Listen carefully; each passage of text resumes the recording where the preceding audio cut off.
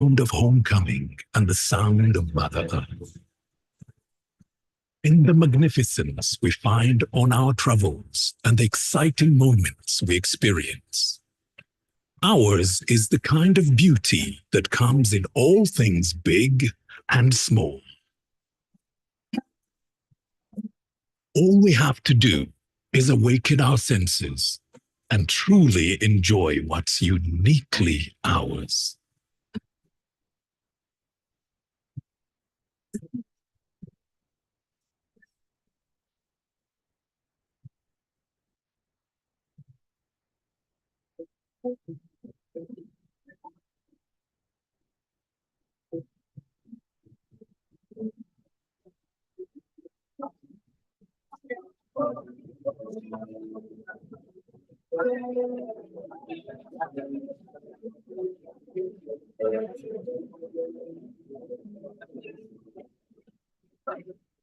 Explore Uganda, the pearl of Africa.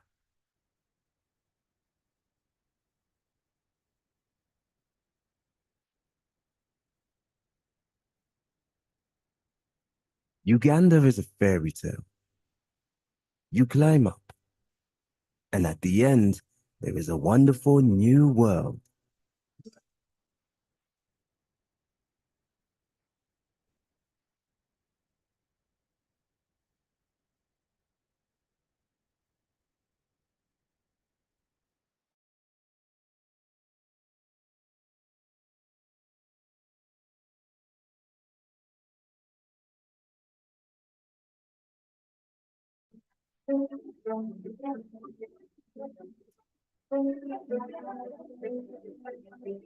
The scenery is different. The vegetation is different. Climate is different. And most of all, the people are different from anything elsewhere to be seen in the whole range of Africa.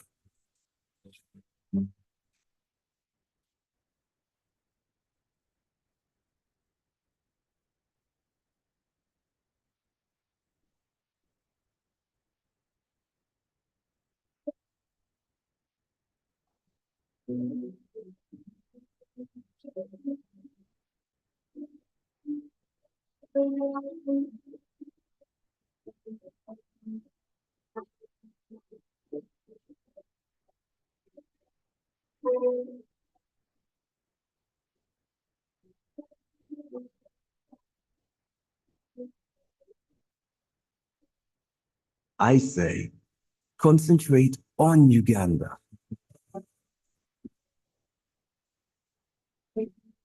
For magnificence, for variety of form and color, for profusion of brilliant life, bird, insect, reptile, beast, and for vast scale.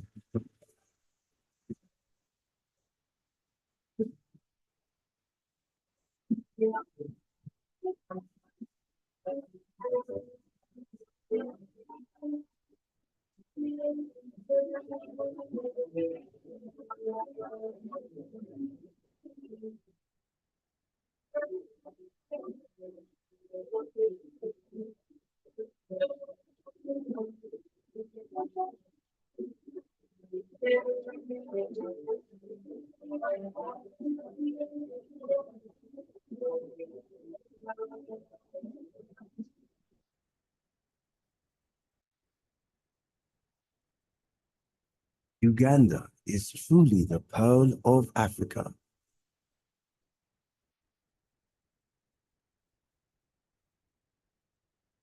Uganda, the pearl of Africa, an endowed tourism destination with extraordinary natural beauty and happy people, making it the friendliest country to visit.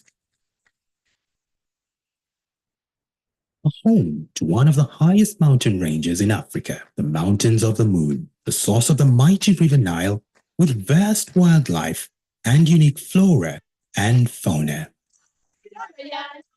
This is Karamojo sub-region, one of Uganda's unique and most conserved areas where tourism that is inclusive manifests itself. The sweet thrill of change in the atmosphere, the scenery of the plains and, of course, the sounds of the jungle in Kidepo Valley National Park. Hush, listen to the sounds of nature. Tourism is not only important to me, but also to the communities where I come from. The benefit that I've got from tourism, I've managed to educate my children, and one of them is now in year 1 in the University of Makerere. And I've also bought some plot of land within Karenga town. I would have said even my children in future to join this job after I retire, because I can breathe, I can see animals, I can have friends from America, friends from UK. Representing Karatunga as a tour operator for Karamoja. We benefit from tourism, of course, by creating income of revenue, but that's not where it ends.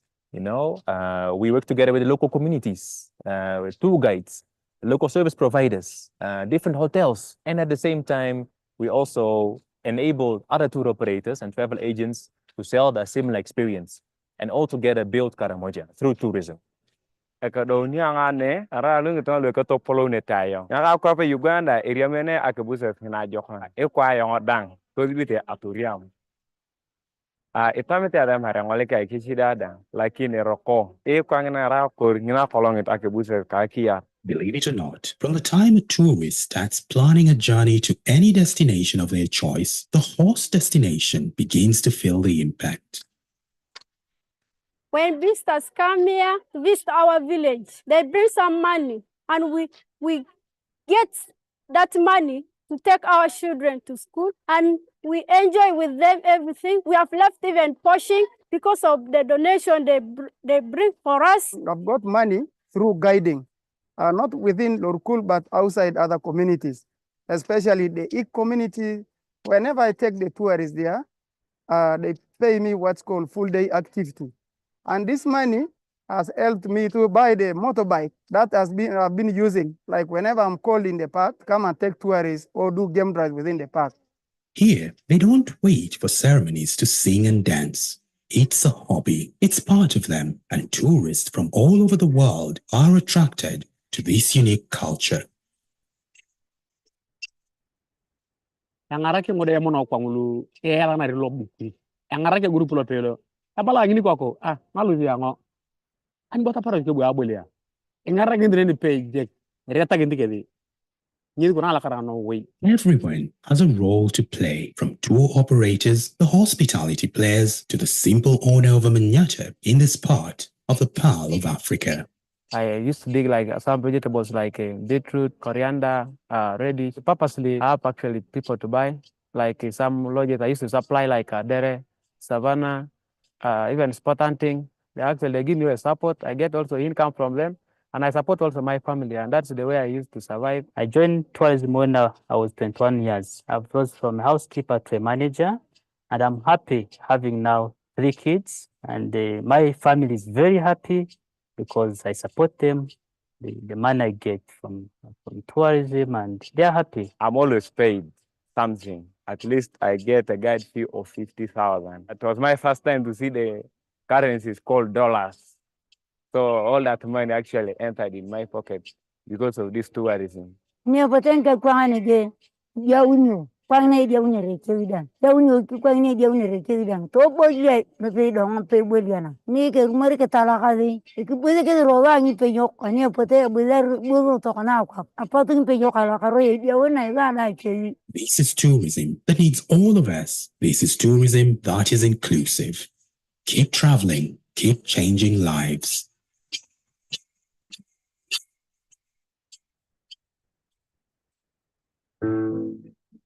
Every waking day is a reminder just how beautiful this, our land, truly is. The kind of beauty that you can only find here. In the lush green all around us and the wondrous sights within. It's what you feel in the gentle caress of tropical wind from the mountaintops. The glow in your heart from a warm neighborly invite.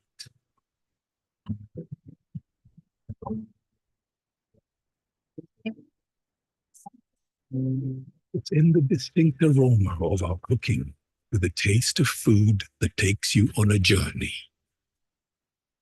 In the sound of homecoming and the sound of Mother Earth. In the magnificence we find on our experience. Ours is the kind of beauty that comes in all things big and small. All we have to do is awaken our senses and truly enjoy what's uniquely ours.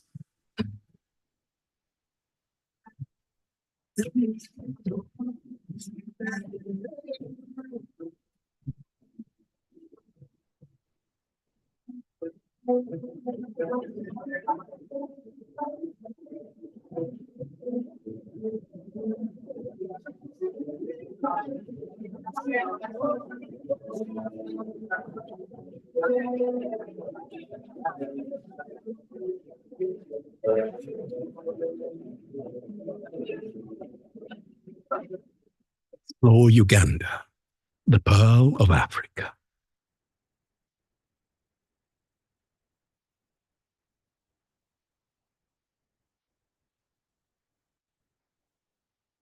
Uganda is a fairy tale. You climb up, and at the end, there is a wonderful new world.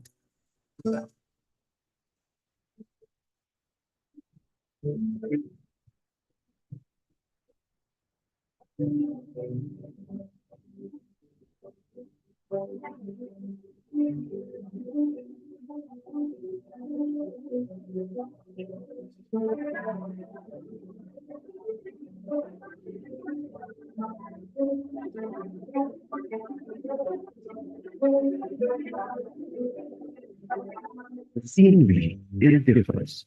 The vegetation is different. Climate is different. And most of all, the people are different from anything elsewhere to be seen in the whole range of Africa.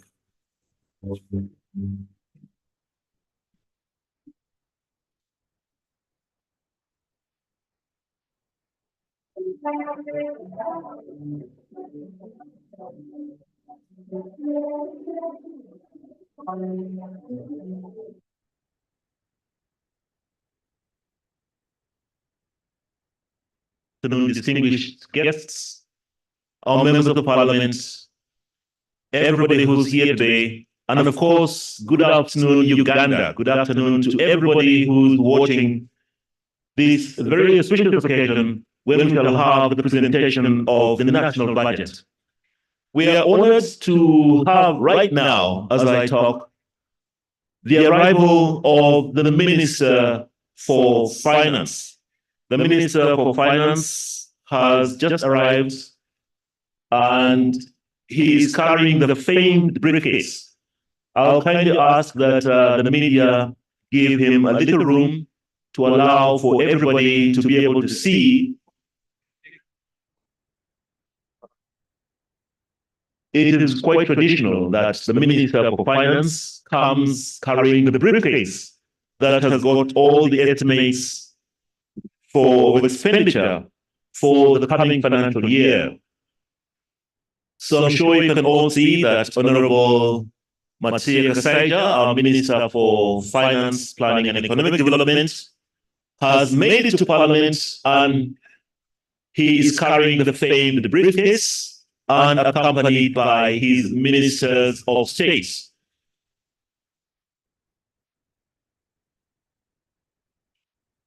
This afternoon, we are all gathered for the occasion of the presentation of the national budget for the financial year 2024-2025.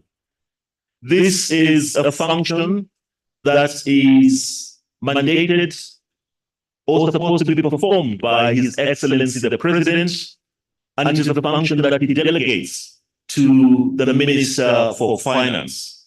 So part of our day has already begun because, with all assurance, the Minister for Finance is on the grounds and he is carrying the briefcase with him. Allow me to take you through the program that we hope to have this afternoon. From 12 p.m., we have had several arrivals. I know many people may have had the arrival of the Inspector General of Police because he received the General Salute. We are also having the arrival of other service chiefs, including the Commissioner General of Prisons, who is just arriving, and soon shall have representation from the Army as well.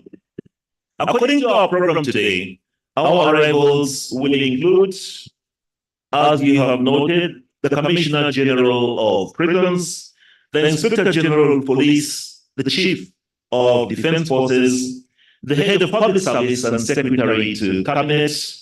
These will be followed by honorable members of Parliament, heads of diplomatic missions and heads of international organizations, the ministers, the leader of the opposition in Parliament, the Right Honorable Deputy Prime Ministers, the leader of government, the Prime Minister. These will be followed by the Right Honorable Deputy Speaker of Parliament, His Lordship, the Chief Justice or the representative thereof, the Right Honorable Speaker of Parliament, Her Excellency, the Vice President, and finally today we should have the arrival of His Excellency, the President of the Republic of Uganda. Like I mentioned earlier, the presentation of the finance speech is a function that is given to His Excellency, the President. Last week we had the opening of Parliament, the official state opening of Parliament, and His Excellency presented his areas of priority. Now today we hope to see figures that are attached to the priorities that His Excellency, the President, had stated earlier. To all our members of Parliament who have just come in, to all our distinguished guests, especially those who have come in from the VIP section, I'm happy to inform you that we have got some refreshments, a light lunch that has been prepared for you in the adjacent tents. So we invite you to please take some refreshments now before His Excellency, the President, makes his way to the grounds. At that point, we shall all ask that you remain in your seats and take particular note of the areas of priority and the figures that have been attached to them. Later on, once His Excellency has come in, we shall start with our official program of Parliament. Allow me to take you through the program that we shall have at that point. As soon as His Excellency, the President, joins us, we shall have the playing of the anthems, the Uganda anthem followed by the East African anthem. Thereafter, Parliament convenes to have prayers, followed by a proclamation by the Right Honorable Speaker of Parliament. This proclamation is what declares these grounds, these colonial ceremonial grounds, to be the precincts of Parliament for the whole of today. So for purposes of the law, a proclamation has got to be made about these precincts, the grounds, the colonial, to allow them to become Parliament. And once this is constituted as Parliament, then His Excellency the President shall have the opportunity to present the budget to us. After the proclamation, we shall have a communication from the Right Honorable Speaker, followed by the presentation of the budget speech by His Excellency the President of the Republic of Uganda, or in this case by his delegated, his Minister for Finance, who has a delegated responsibility to deliver this speech. After the speech, we shall have remarks by His Excellency the President, and thereafter we shall adjourn, starting, of course, with anthems, the East African anthem and the national anthem, and then departure in reverse order. By reverse order, our distinguished guests, our members of Parliament, this is to imply that the last person to arrive should be the first person to depart. So we ask that you will respect this so that we can have an orderly exit from the grounds of Colonel after this function. To all our members of Parliament who are here, just a reminder that this is a parliamentary sitting, this is a parliamentary session. So you are expected to register. And we have got a tent that has all the registration books to my left, which is to your right, beside the refreshment tents. So we kindly ask that you make your way and register as is customary so that we can take note of your attendance here today. We shall have music supplied or provided by both the Uganda Police Force Band and the Uganda Prisons Band, both of whom have their principals here, the Inspector General of Police and the Commissioner General of Prisons. Allow me to thank your teams here, Uganda Police and Uganda Prisons Band, and I shall allow you now to kindly excite our public by playing a few tunes for us. Thank you very much.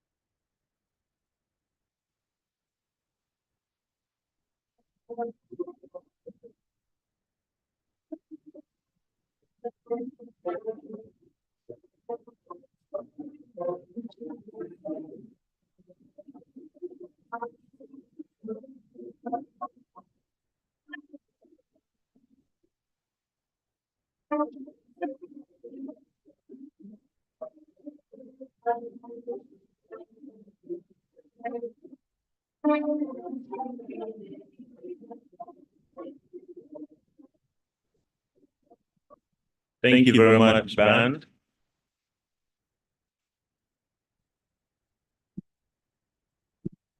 The very beautiful music that you are listening to is coming from a combined team of the Uganda Police Force and the Uganda Prisons Force, the bands, brass bands, and we thank you so much for the beautiful music. Once again, a very good afternoon to you, all our distinguished guests, ladies and gentlemen.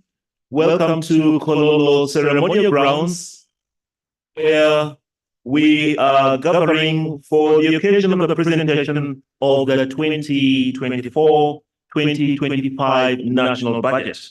We expect to listen to the budget speech today from His Excellency the President, who will be represented by the Minister for Finance.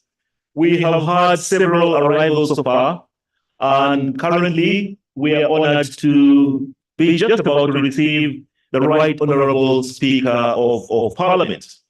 This will be the culmination of the composition of Parliament, at which point we shall be waiting for the executive, led by His Excellency the President. Just before we had the arrival of the Speaker, we had the arrival of the Deputy Chief Justice, Justice Richard Butera, who is representing the judiciary today. This function, as we had last week as well, is one of the functions where we have all the arms of government coming together. At this specific function, we have representation from the judiciary through the Deputy Chief Justice. We are witnessing the arrival of the Right Honorable Speaker of Parliament, Right Honorable Anita Annette Among. And then shortly after, we should also see the head of the executive and the President of the Republic of Uganda coming to join us at this function. We are honored to have several other guests that have joined us. I'm happy to recognize amongst other guests the arrival of the Right Honorable Francis Butachida, former Speaker of Parliament. I'm sure many of you may not have been born, but this was the fourth Parliament of Uganda between 1980 and 1985.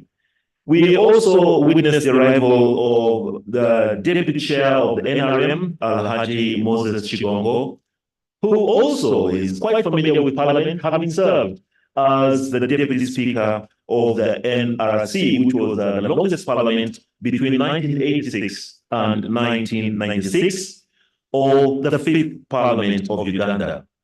I can also see the Secretary General of the NRM, Mr. Richard Tudwong, Honorable Richard Tudwong, you're most welcome. I may not be able to recognize each and every individual who's here today, but distinguished guests, we are extremely happy and we're honored that you could join us here today when we have the occasion of the presentation of the budget by His Excellency the President. I just have a few announcements to all our guests who may have come in and did not hear the earlier announcements. We are happy to have you here, and we have provided some refreshments for you. And would like to ensure that you partake of these refreshments before the arrival of His Excellency the President, so that the speech will not be interrupted. So we have got tents adjacent to the main tent you're sitting in, and you're welcome to have refreshments even as we wait for the full arrival of the composition to make this the grounds of Parliament.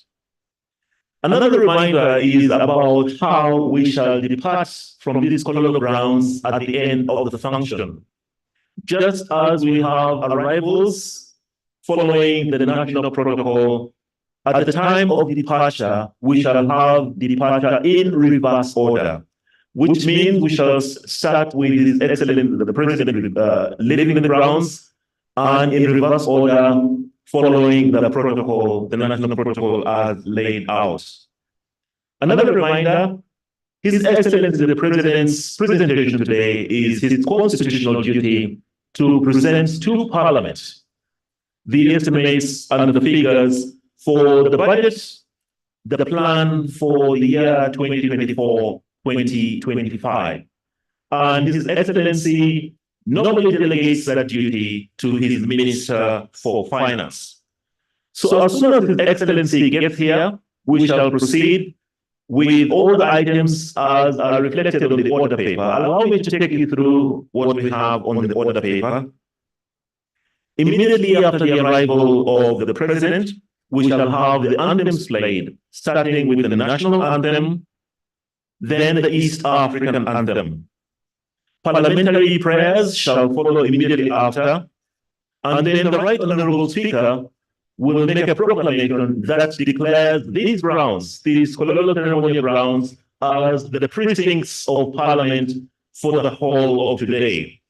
The presentation of the budget can only take place in front of Parliament, and for purposes of this being Parliament, there has got to be a proclamation made. Thereafter, the Speaker will make some communication, followed by inviting His Excellency the President to make the presentation of the budget speech. After the presentation of the budget speech, we shall have remarks by His Excellency the President, followed by adjournment, which is through the anthems in reverse order, the East African anthem, followed by the Uganda anthem, and then our function for today will be over. So once again, I'm happy to welcome you. We're happy to have you here at the colonial ceremony grounds as we prepare to receive the national budget. Allow me to once again ask our bands, the police and the President's band to give us some more entertainment. Thank you very much.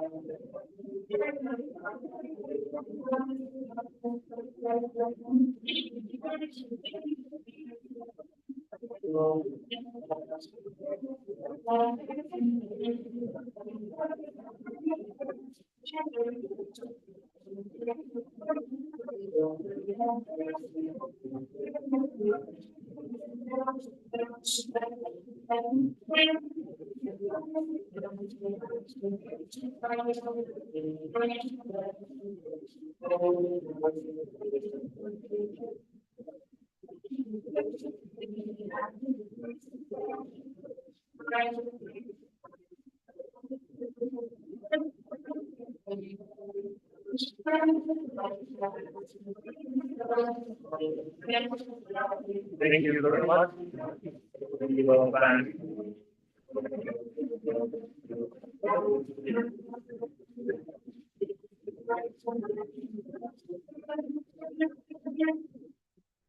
Once again, thank you very much to our bands that are playing today, the Uganda Police Force and the Prison Band. Our distinguished guests, I'm sure many of you may have just noticed the arrival of His Lordship, Justice Alphonse Owindolo, the Chief Justice of the Republic of Uganda. So we're extremely honored that we have both the Chief Justice and the Deputy Chief Justice in our midst. We also have the Right Honorable Speaker here already. And the main guest that we're waiting for now is His Excellency the President, the third arm of government, and of course the Chief Executive of the Republic of Uganda. The presentation of the budget speech is just another of those functions where the three arms of government come together and where we can see the cooperation between the executive that proposes the budget and Parliament that passes the budget. And we have the witnesses being the judiciary that are also here on grounds. We have had several arrivals, and even though I don't mention them in order, we're extremely happy to have the service chiefs that are in our midst. The service chiefs, of course, include the Inspector General of Police, the Commissioner General of Prisons, the Chief of the Defense Forces, and the Head of the Public Service. We have representation by several members of Parliament that have come in and several more that are on their way. To our members of Parliament, a reminder that this is a parliamentary sitting. This is the session of Parliament. So we kindly ask that you register in the official registration books And these are in the tents to my left, which is to your right. So please ensure that we take note of your attendance by signing in the registration books. We also have several members of the diplomatic corps, heads of diplomatic missions, and heads of international organizations. You're most welcome. I've seen several religious leaders that have joined us, and we are happy to have you in our midst. Now, the several cabinet ministers that have come in have taken their seats. I can see several officials from the Ministry of Finance that are coming to justify our budget today. They are led, of course, by the minister, but walking in right now is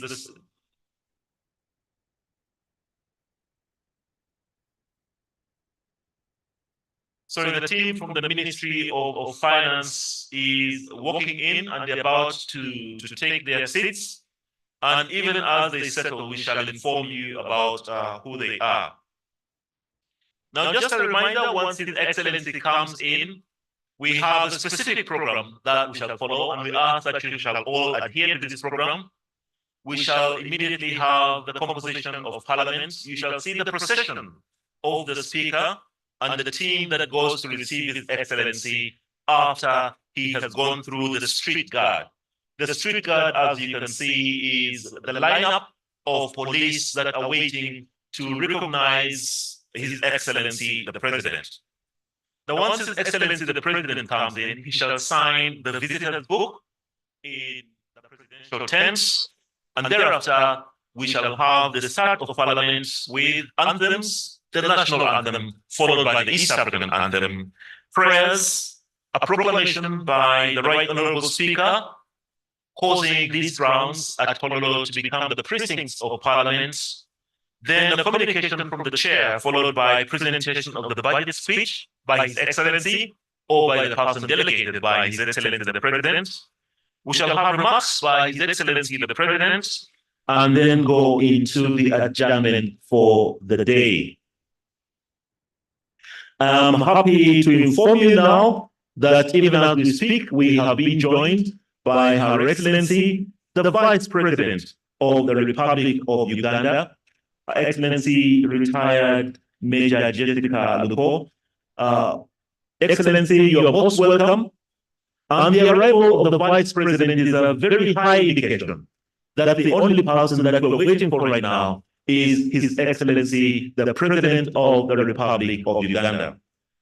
So I kindly ask that if you are done with your refreshments, to all our invited guests, to all our members of Parliament, that you kindly come and take your seats so that we can be ready to receive His Excellency the President and ready to kickstart our function for the day in good time. Thank you very much. Once again, over to the police and prison bands. Thank you.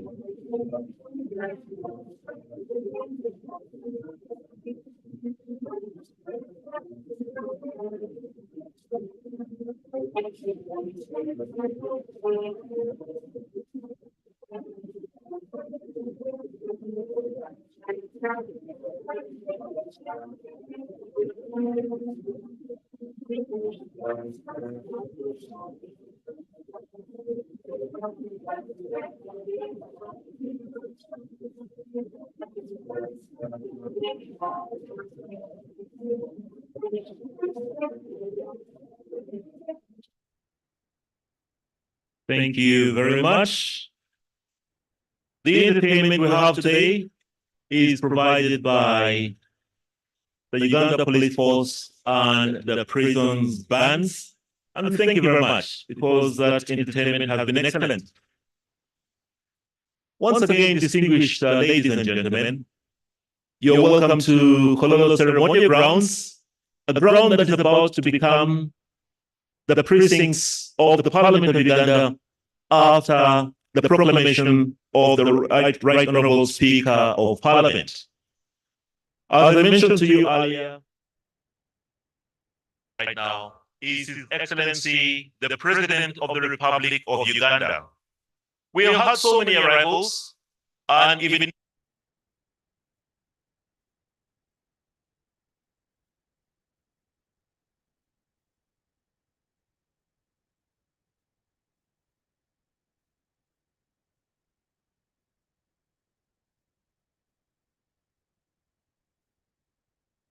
Major Retired Jessica Alupo. We have the Head of Parliament, of course, the Right Honourable Speaker of Parliament, Anita Annette Among. We have got His Lordship, the Chief Justice from the Judiciary, Alphonse Owindolo. We have the Right Honourable Deputy Speaker of Parliament, Honourable Thomas Sayebwa. We have got the Deputy Chief Justice, Richard Butera.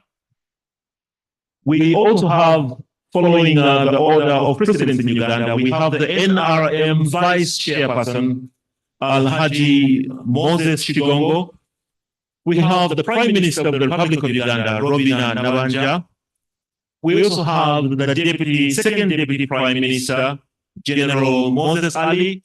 There are several cabinet ministers and ministers of state that are here today. We also have several members of the diplomatic corps, and we're extremely honored and happy to have you here with us today. We have got several religious and traditional leaders who have joined us today. We also have notably several former national leaders. We recognize, of course, the NRM Vice Chair, who is not only the NRM Vice Chair, but a former Deputy Speaker of Parliament. But in our midst, we also have the former Vice President of the Republic of Uganda, His Excellency Edward Chiwanuka Sekandi. We have the former Speaker of the Fourth Parliament of Uganda, the Right Honourable Francis Butagira. We have got several members of the NRM, senior leaders, including the Secretary General, Richard Todwong. We have representation from all the armed forces. In the forces today, we have got the Inspector General of Police, Abbas Biakagaba. This notably is his second major function at Parliament, the first one being the official opening of Parliament that took place last week. We have the Commissioner General of Prisons, Dr. Abiyabataija. We also have representing the UPDF, the Deputy Chief of Defense Forces, Lieutenant General Sam Okdeng. Of notable mention, allow me to also recognize the Director General of ISTO, Brigadier General Charles Oluka, and several other distinguished guests that have graced our function here today. Our distinguished guests, just as a reminder, the only person that we're waiting for right now and who is expected to join us shortly is His Excellency, the President of the Republic of Uganda. His Excellency, the President of the Republic of Uganda, has a constitutional duty to deliver to Parliament the budget speech or estimates of supply and what they hope to do, how they hope to spend money that has been collected in the national coffers. So His Excellency will be here on this occasion for the presentation of the 2024-2025 budget. I kindly ask that to all our distinguished guests that you now take up your seats in the areas that are allocated to you as we await the arrival of His Excellency the President. That should be any time shortly. To all our members of Parliament, this is a reminder that this is a sitting, this is a session of Parliament, and we would like you to register. So please take a moment and sign in the attendance books so that we can take notes of the members of Parliament who are here today. To all our guests and all our members who may still be seated in the refreshment tents, we would like to invite you to come back to the main tent so that we can prepare for the official start of our function today. Once again, allow me to take you through the main order of our session today. This is going to be the second sitting of the first meeting of the fourth session of the 11th Parliament of Uganda, and it's taking place at Kololo Ceremonial grounds. Once His Excellency the President has joined us today, and after he has signed the visitors' books, Parliament shall convene and will start with the anthems, the Uganda anthem, followed by the East African anthem, parliamentary prayers, the proclamation by the Right Honourable Speaker that declares these grounds as the precincts of Parliament for today, a communication from the Chair, the presentation of the budget speech, the speech that we are all looking forward to hearing, the speech that has gathered us here today, and this will be a speech by His Excellency the President of Uganda, a delegated responsibility to the Minister for Finance. Thereafter, we shall have remarks by His Excellency the President, and we'll adjourn starting with anthems in reverse order. And thereafter, we shall also have departures in reverse order. So I kindly ask that you take up your seats. Please take up your seats, and we await the arrival of His Excellency the President of the Republic of Uganda. I'm also happy to inform you that we have got several cultural leaders who are here, including the Isebaruli, the King of the Burundi Kingdom, and a high power team from there. We also have, amongst other people, other guests, the Director General of the External Security Organization, Ambassador Joseph Otues. You will forgive me if I don't mention each and every one of the guests that are here, but just to recognize that all the categories are very well represented here, and we are honored and really happy to have you in our midst today. Ugandans are looking forward or waiting for the presentation of the budget, and earlier we witnessed with our own eyes the arrival of the Minister for Finance carrying the famed briefcase. The Minister has already taken his seat in the dais and is now waiting for the procession of the Speaker that will be led by His Excellency the President of the Republic of Uganda. So as we await the arrival of His Excellency the President, we kindly ask that you take up your seats. We'll ask all our guests in the reception tents to please make your way back to the main tents. Thank you very much. Once again, over to the police and the President's band.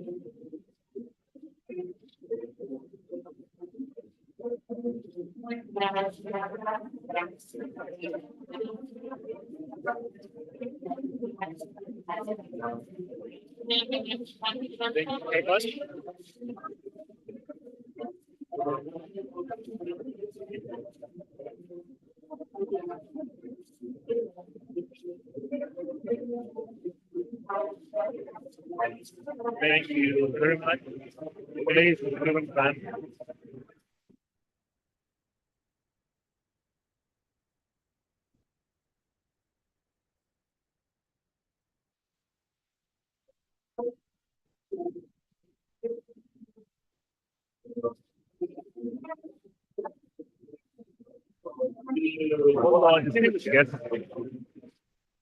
I'm sure many of you will have noted the movements that are currently taking place.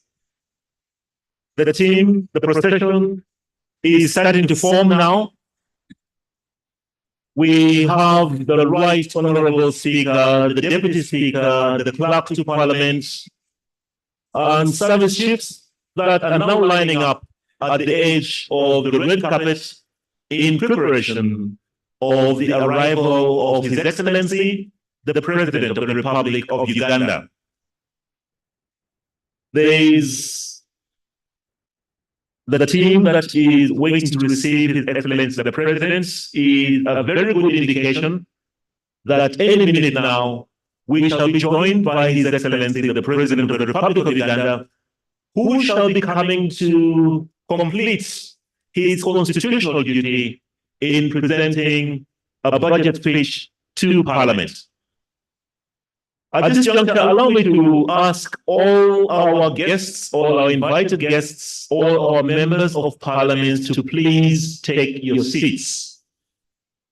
Could I also ask that you occupy the free seat?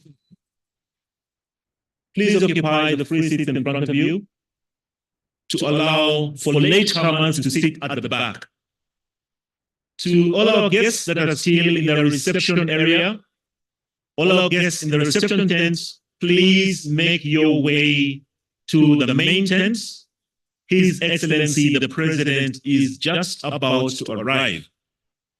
I'm sure many of you can see all the indicators, all the signs now, especially that we have the first sweeper that has made its way onto the grounds here at Kololo Ceremonial grounds.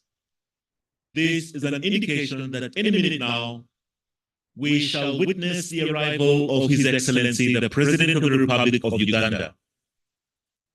Once His Excellency, the President, arrives, he shall proceed to walk through the street guard that is mounted by officers and men of the Uganda Police Force.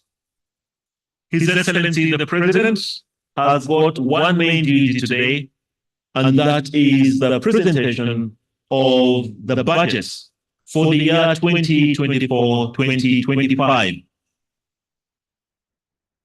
This presentation is likely to be made by the Minister for Finance, the Honorable Machia Kasaija, who is already seated in the main tent and is already in possession of the famed briefcase. This briefcase contains the estimates, the approved figures for the financial year 2024-2025. Once again, to all our guests that are seated in the reception areas, if you're seated in the reception or refreshment tents, please make your way over to the main tents so that we can have an orderly start to this parliamentary session. This parliamentary session, this is the second parliamentary sitting that we have of this, what we call the first meeting, which is like the first term of of a parliamentary year. Last week, we officially opened Parliament for the fourth session, which is the fourth year of Parliament. And we convened here at Kololo to receive an address from His Excellency the President on the state of the nation. And amongst the things that he mentioned was about the key priorities that he hopes to achieve or implement during the financial year 2024-2025. So our gathering today is now to actually put figures that will now facilitate the priorities that His Excellency had mentioned in his address last week. So once His Excellency comes through, we expect that he shall go through the street guard, be received by the receiving party, and then the speaker's procession shall form, and we shall allow for His Excellency to sign the visitor's book before we can continue with the procession.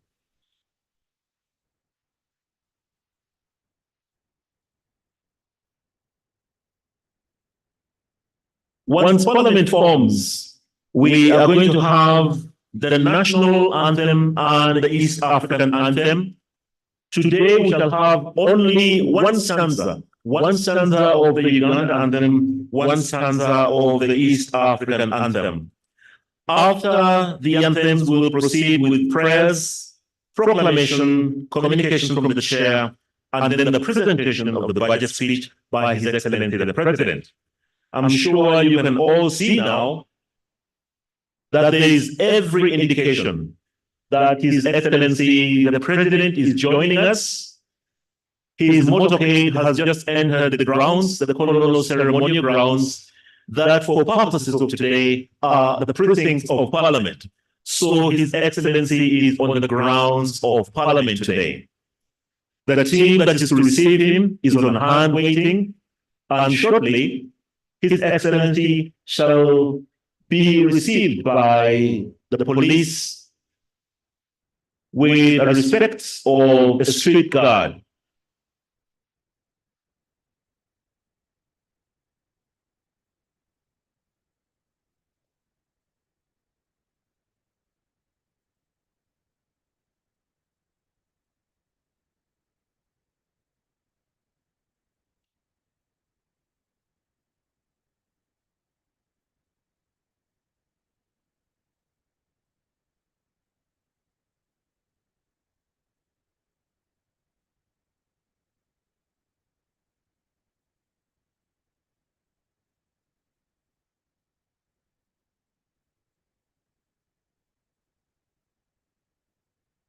So once again, I kindly ask that you take up your seats, all our guests or members of Parliament, please take up your seats. If you could kindly occupy the seats to the front so that we shall limit visible movement. His Excellency the President is just about to step out of his official limousine and walk through the street guard before he is received by the receiving party, comprising the Right Honourable Speaker, the Deputy Speaker of Parliament, the Clerk to Parliament, and senior officials, as well as the service chiefs.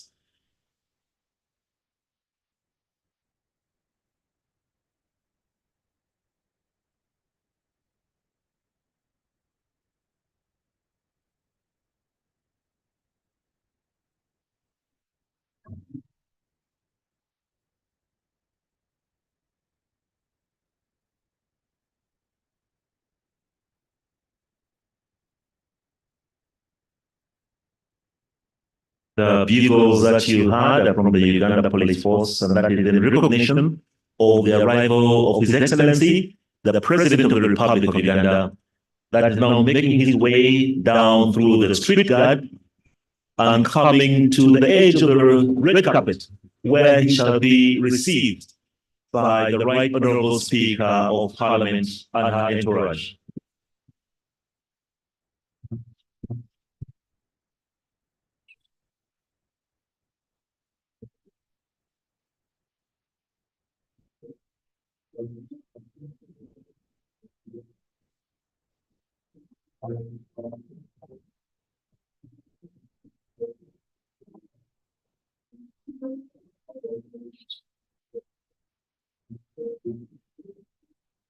His Excellency the President is accompanied by the First Lady of the Republic of Uganda, Mama Jean Kataha, having been received by the Right Honorable Speaker and her entourage.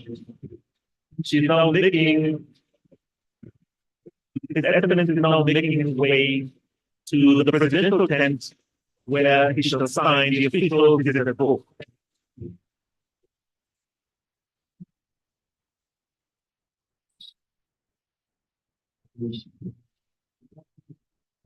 So His Excellency the President and the First Lady Mama Janice, accompanied by the Speaker, the Deputy Speaker of Parliament, the Clerk of Parliament, and senior officials, are now making their way to the presidential tent, where His Excellency is expected to sign the visitor book. The team shall then return and form the procession of Parliament, the procession of the Speaker.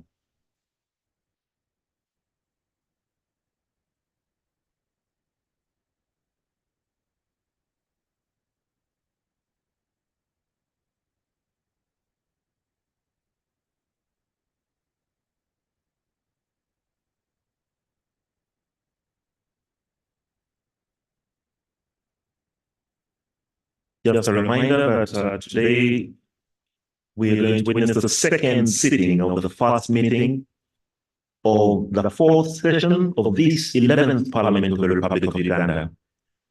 Today, Thursday, the 13th of June, 2024, is when we have the occasion of the presentation of the 2024-2025 budget speech to Parliament by His Excellency in a role that he will delegate to the Minister for Finance.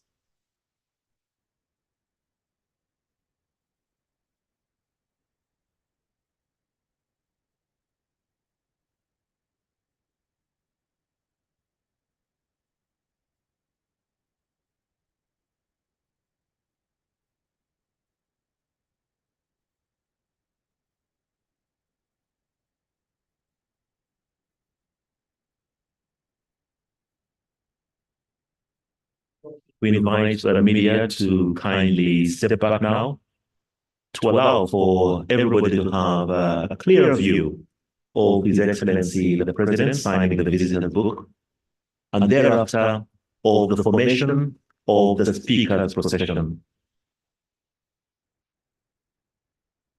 As we informed you earlier, and as promised to you, we have a full composition right now with the head of the executive, the head of the judiciary, and the head of the legislature, the three arms of government coming together once again to witness and be part of the presentation of the budget speech to Parliament for the year 2024-2025.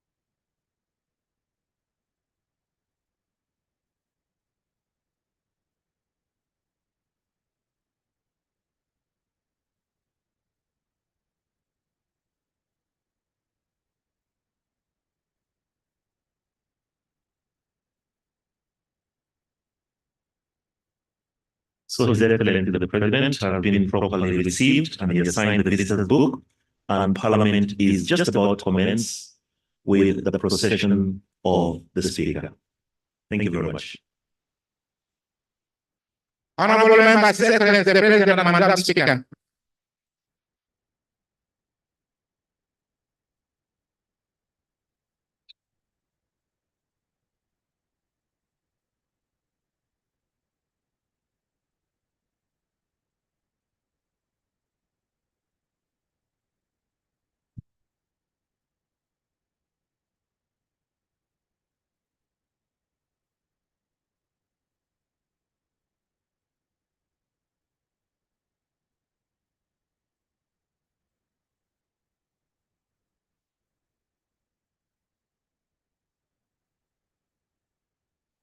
The anthems.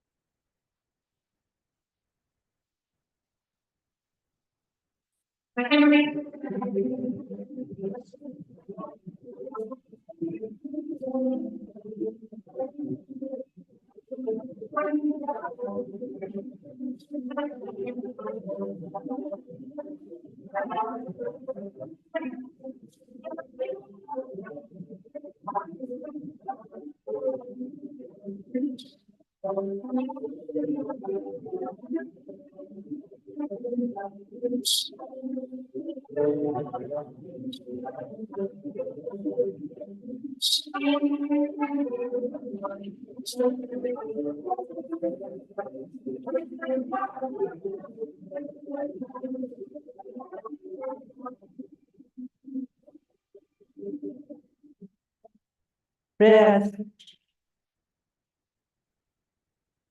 Almighty God, who in your infinite wisdom and providential goodness have appointed the offices of leaders and parliaments for the welfare of society and the just government of humanity, we beseech you to look upon with your abundant favor these your servants, whom you have been pleased to call to the performance of such important tasks in this land. Let your blessing descend upon them here assembled, and grant that they may, as in your presence, treat and consider all matters that shall come under their deliberation in so just and faithful a manner as to promote your honor and glory, and to advance the good of those whose interests you have committed to their charge. Amen. Amen.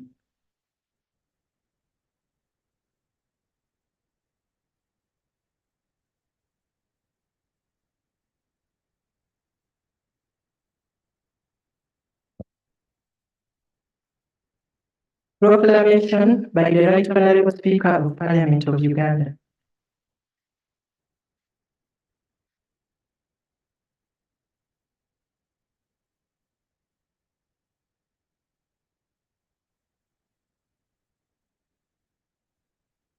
This is under statutory instrument 2024 number 24, proclamation by the Right Honorable Speaker of Parliament on the presidential address on the nation, on the national budget for the financial year 2024-2025. Whereas under Article 1012 of the Constitution of the Republic of Uganda, His Excellency the President of the Republic of Uganda may, in consultation with the Speaker, address Parliament from time to time on any matter of national importance. Aware that His Excellency the President of the Republic of Uganda, in accordance with the Article 1012, indicated to the Speaker of Parliament his intention to address Parliament and the nation on the national budget for financial year 2024-2025. Now, therefore, in accordance with the Rule 17.1 of the Rules of Procedure of Parliament, I hereby proclaim 1.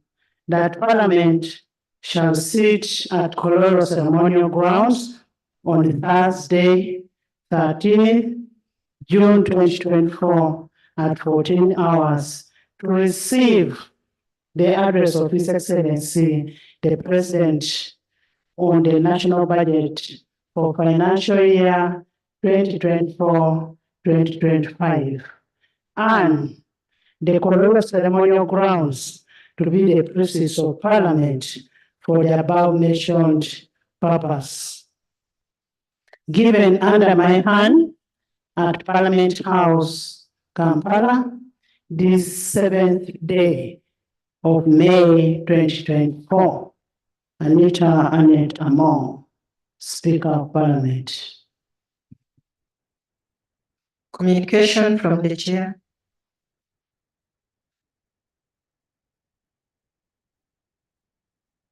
Your Excellency, the President of the Republic of Uganda,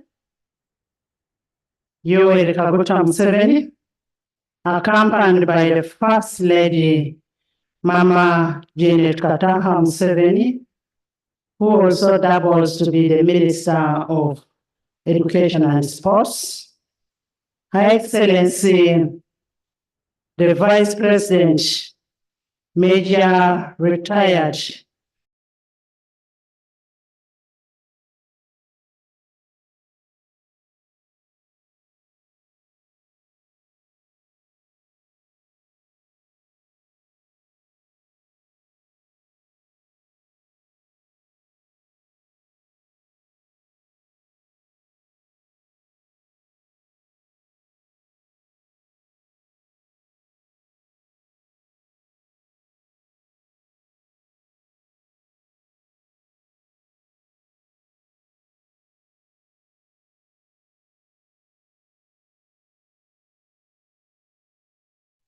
and her deputies, the Honorable Leader of Opposition in Parliament, Honorable Senyonyi Joel, the Cabinet Ministers and Ministers of State,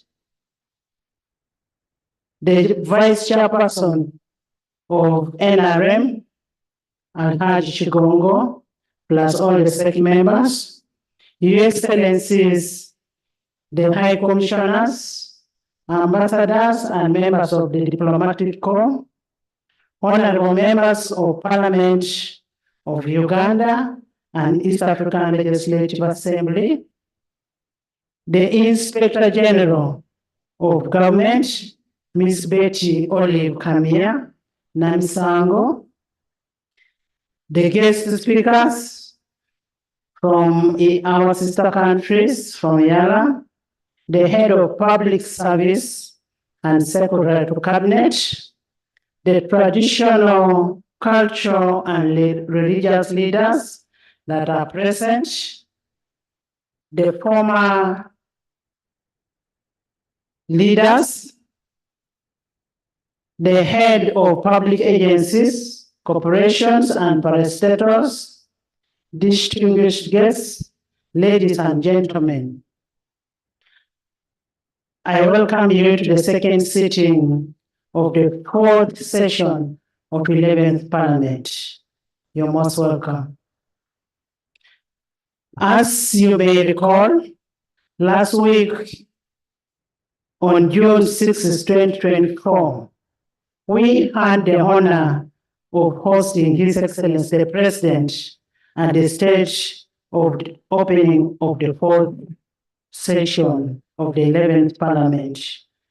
During this significant event, His Excellency delivered a compelling address on the state of nation. Let us join our hands and clap for His Excellency for the address that he gave us on that day, and that was for the good of our country, Uganda. Today we are once again immensely privileged and highly gratified to host His Excellency the President, who is here to deliver the budget speech for the financial year 2024-2025 in fulfillment of his constitutional obligation under Article 155(1) of the Constitution of the Republic of Uganda, which states, "The President shall cause to be prepared and laid before Parliament in each financial year, but in any case, not later than 15th day before the commencement of the financial year, the estimates and expenditure of government for the next financial year." Honorable members, today's budget speech is a culmination of a rigorous and comprehensive consultative process, which usually spans from a period of August to May in any given financial year.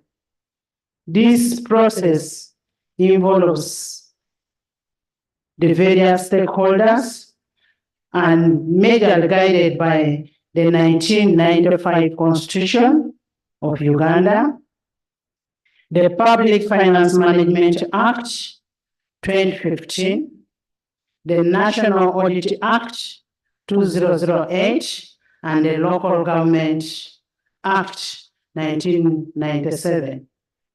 Your Excellency, the Parliament of Uganda has appropriately adopted its rules of procedure in Part 24 to preserve and foster participation and consultation during the entire budget process. This part of the rule of procedure comprises of 11 rules covering aspects such as the National Budget Framework Paper, the Ministerial Policy Statements, supplementary budgets, and appropriation. By so doing, Parliament is able to gather a wide range of perspectives, views, and opinions in shaping and informing the consideration of the national budget.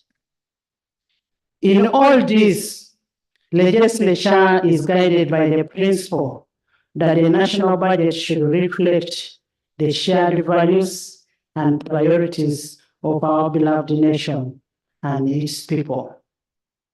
Your Excellency, allow me briefly underscore some key milestones achieved by legislature during the budget consideration process. Pursuant to Section 9,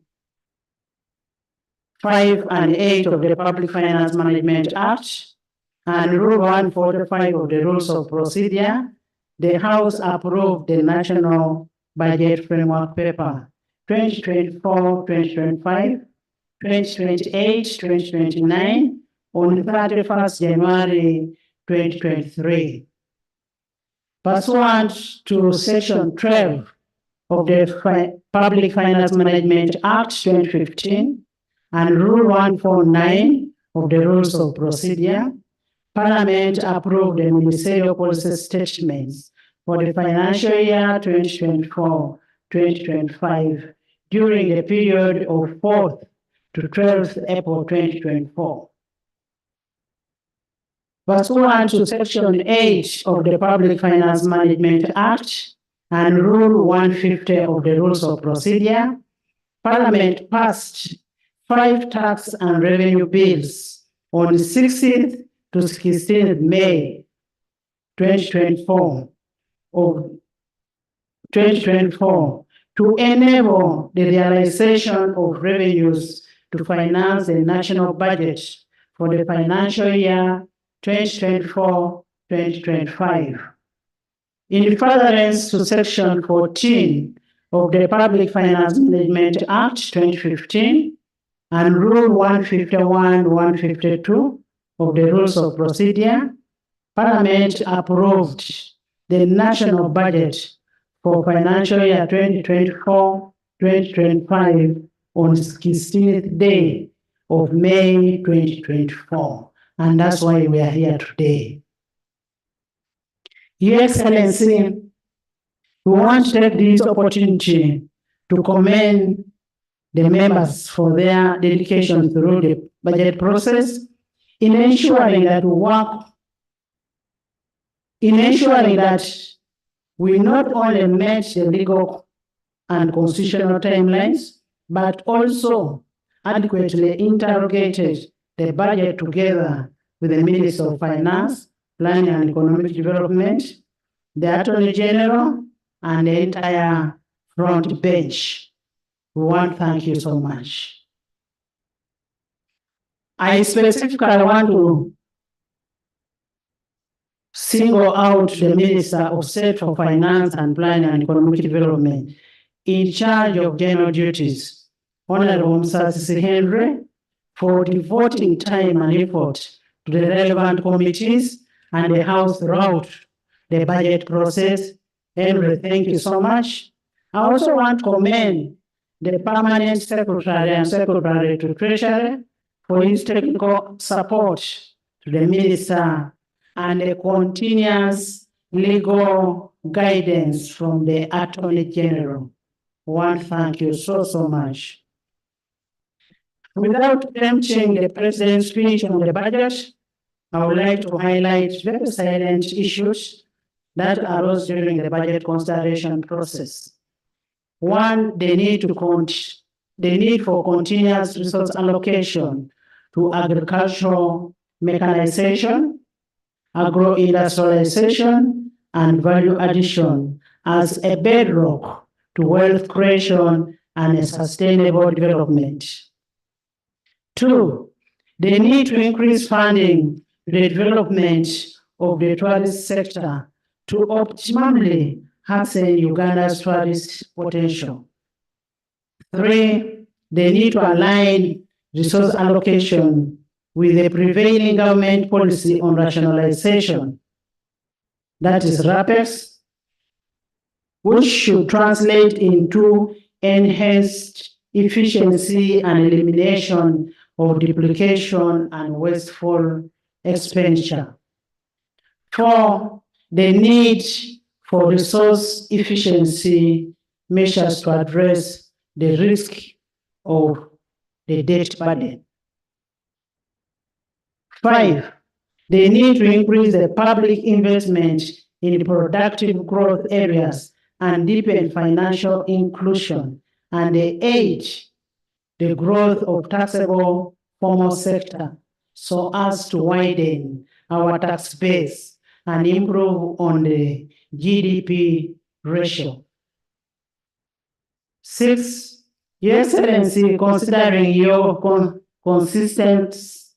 consistent advocacy for integration of East African community, Parliament is cognizant of the need for strengthening and cascading the East African integration so as to ease the movement of people, goods, and services. Your Excellency, we share your passion and commitment towards the realization of the total federation of the East African community. Parliament pledges absolute support towards the realization of your vision for a united and a viable East African community so as to widen, strengthen, tighten, and deepen the economic, political, social, and cultural integration.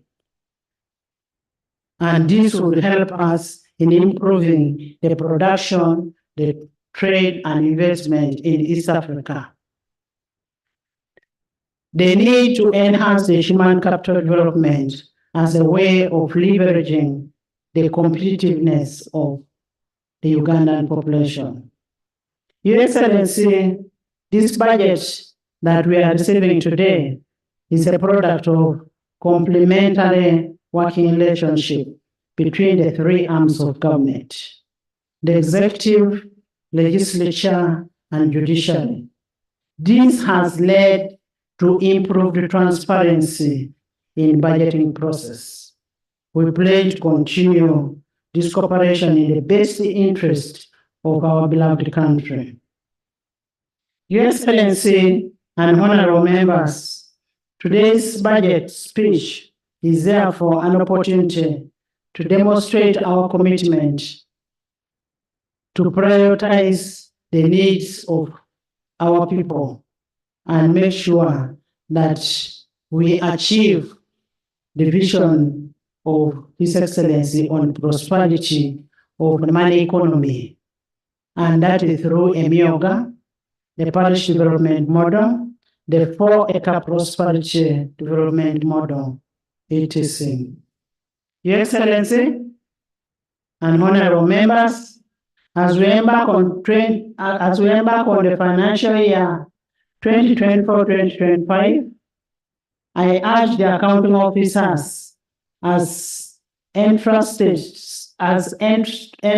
stewards of public resources to exercise diligence and due of care in safeguarding and ensuring the efficiency and effective utilization of public resources. Your Excellency, previously we have urged accounting officers to share with the leadership of legislature any incidences of influence peddling. However, we haven't received any of such information. We urge the accounting officers to maintain open channels of communication and coordination with the leadership for transparency and accountability.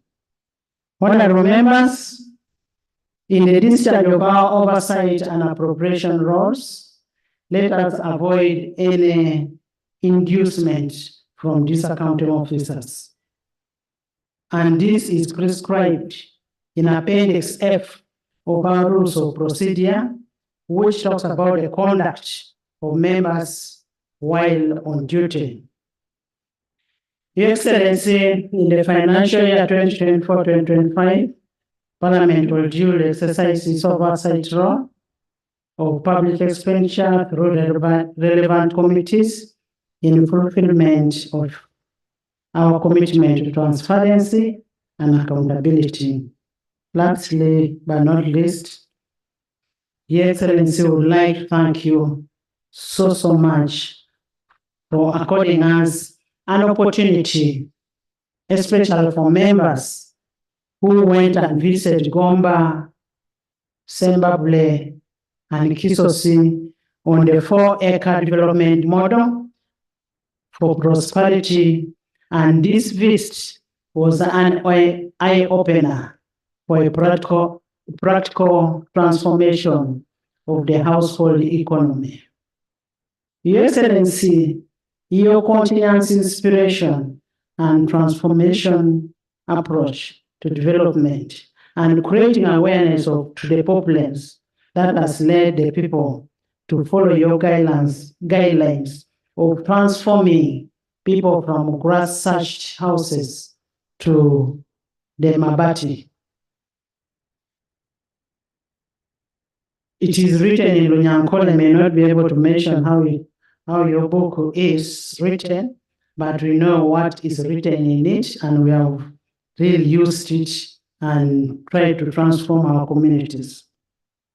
Your Excellency, I kindly request you to consider inviting the other members of Parliament who have not been there to see what has been done there, so that they can come back and preach the same gospel to their constituents.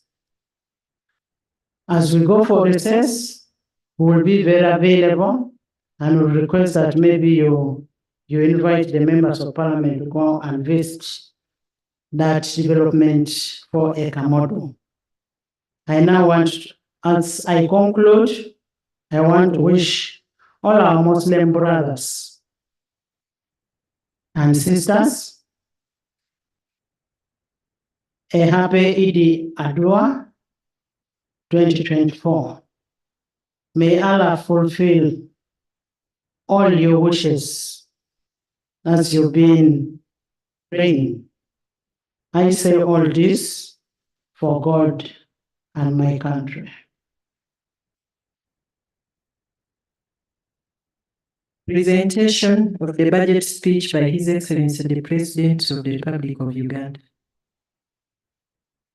Honorable members, I have been duly notified that the Minister of Planning and Economic Development will deliver the speech on behalf of His Excellency the President, who is the Chief Minister of Finance. The President will then, after delivery of the speech, make his brief remarks on the budget of this financial year. I now take this opportunity to invite Honorable Kasaija, the Minister of Finance, Planning and Economic Development, to deliver the speech on behalf of the President. Most welcome.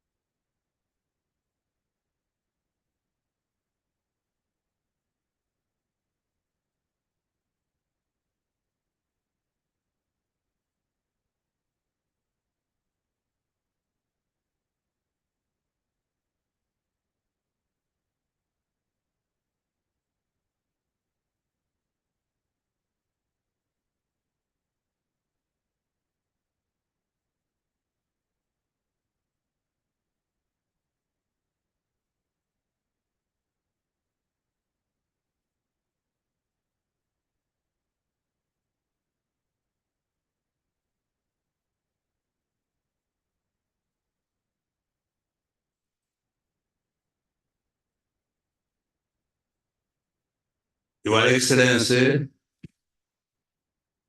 the President of the Republic of Uganda, Your Excellency Mama, the First Lady, the Honorable Vice President, the Right Honorable Speaker of Parliament, Your Lordship, the Chief Justice, the Right Honorable Deputy Speaker of Parliament, Your Lordship, the Deputy Chief Justice, the Vice Chairperson of the NRM Party, the Honorable Prime Minister, the Honorable Leader of the Opposition, Honorable Ministers, Honorable Members of Parliament, Your Excellencies, the Ambassadors and High and Heads of Diplomatic Missions, distinguished guests, ladies and gentlemen.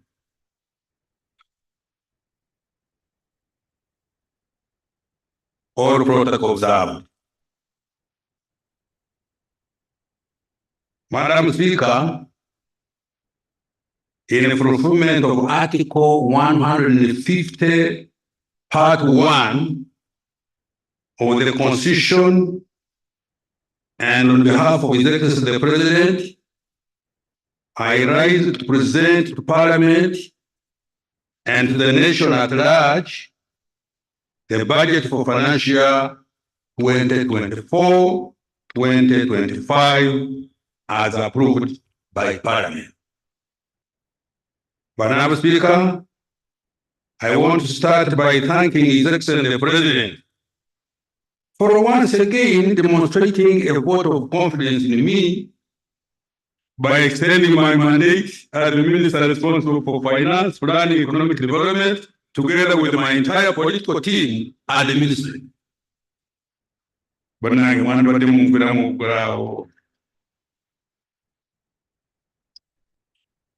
Madam Speaker, I congratulate the President for successfully hosting the 19th summit of the non-aligned movement and the third South Summit of the G7 plus China, and assuming the chairmanship of both in January 2024.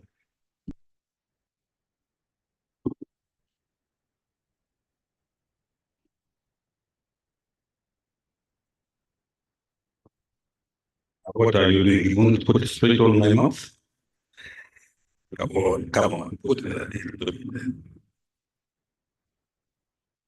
Madam Speaker, according to the 2024 annual investment meeting held in Abu Dhabi, United Arab Emirates, Uganda is now the best investment destination in Africa. Let me repeat this.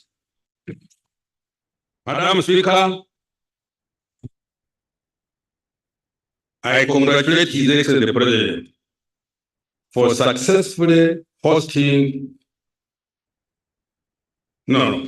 According to the 2022-24 annual investment meeting held in Abu Dhabi, United Arab Emirates, Uganda is now the best investment destination in Africa.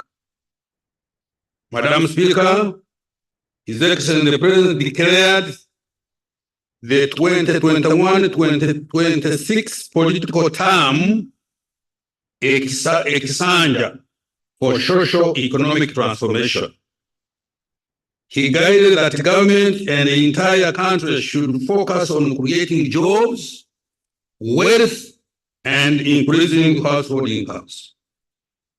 The budget for financial 2024-25 is the fifth and therefore the last to implement the third National Development Plan.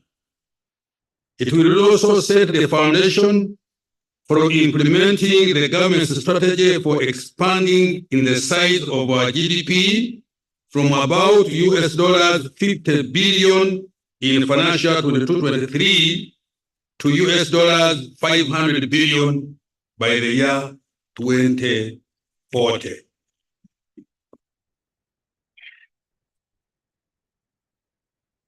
In order to consolidate the gains so far achieved, the theme for the coming financial has been maintained as full monetization of the Uganda's economy through commercial agriculture, industrialization, expanding and broadening services, digital transformation, and market access.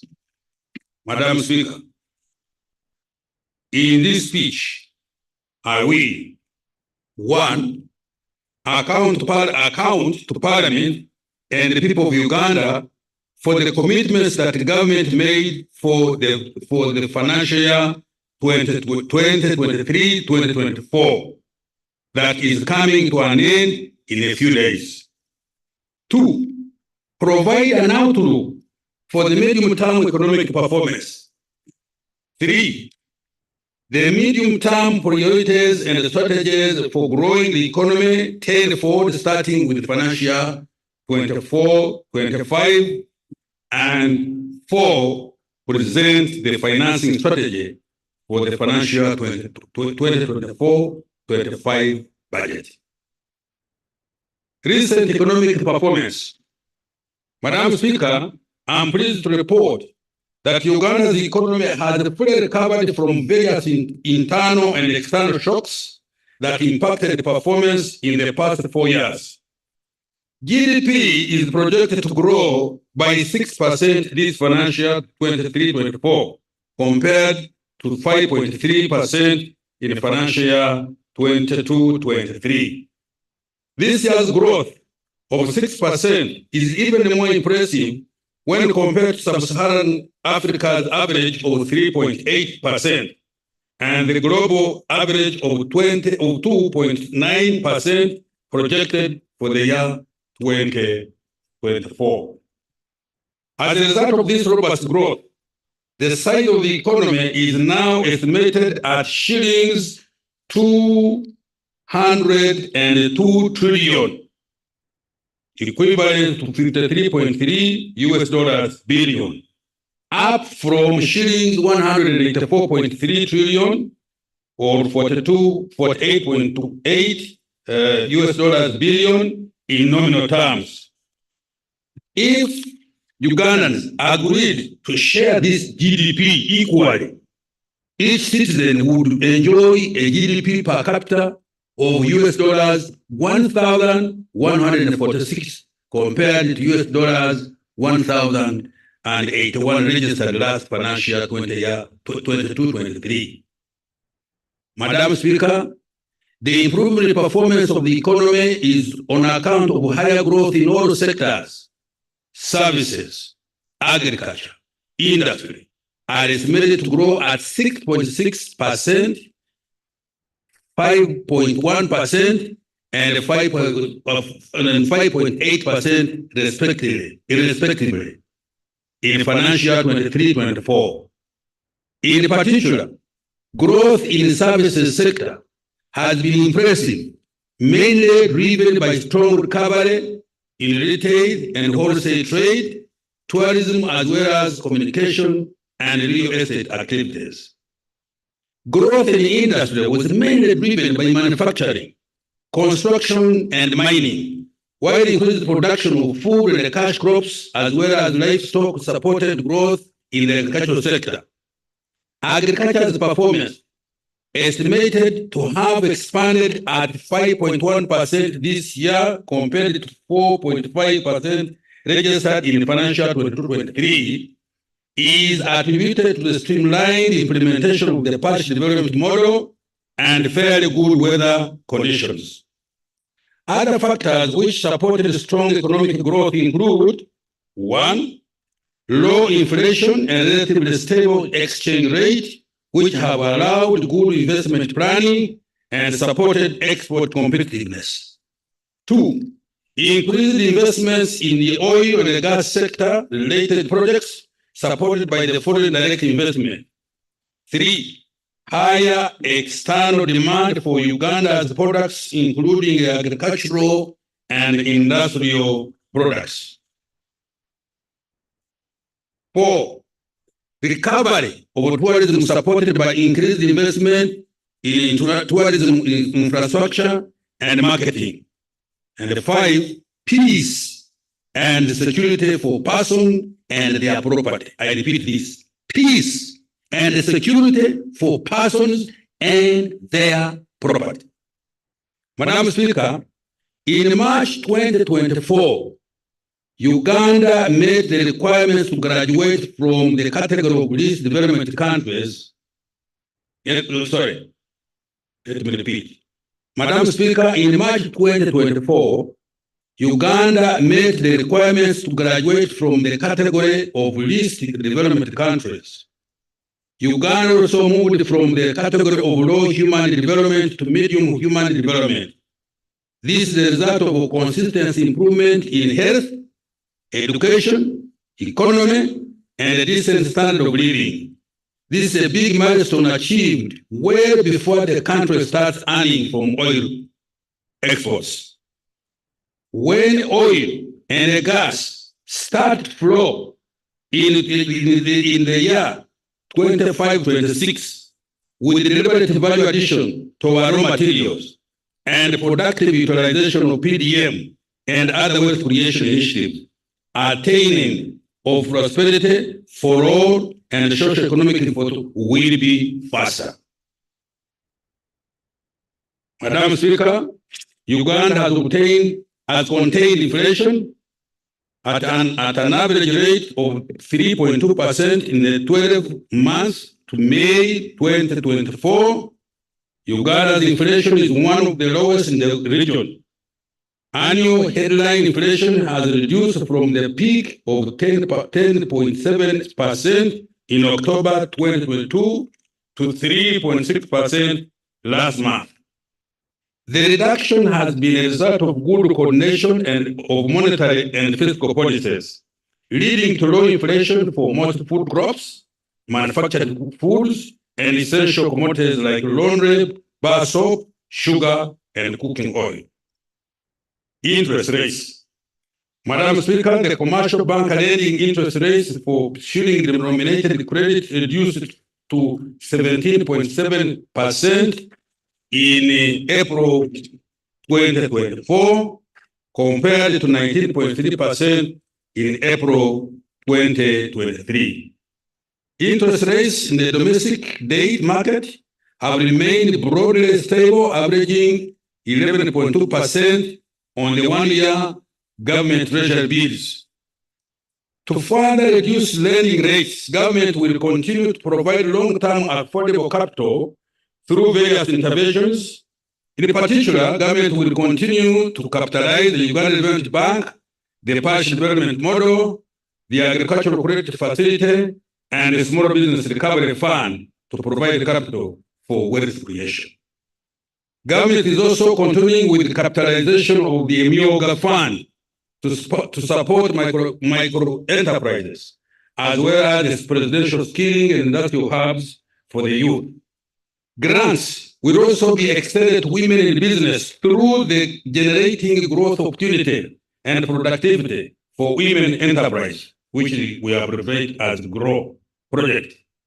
For exporters of manufactured products who face working capital challenges, the investment for industrial transformation and employment, which we call INVITE, that fund, worth of US $210 million, which is shillings 800 billion, is going to kick off next financial year. Private sector credit, Madam Speaker, private sector credit increased to shillings 21.454 trillion in April 2024 from shillings 20.47 trillion in April 2023, an increase of 5.2%.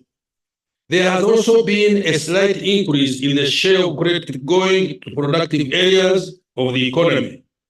For example, the share of credit going to agriculture increased slightly to 11.3% by April 2024 compared to 11.1% by April 2023, while the share of credit to manufacturing remained the same at 13.4%. Exchange rate.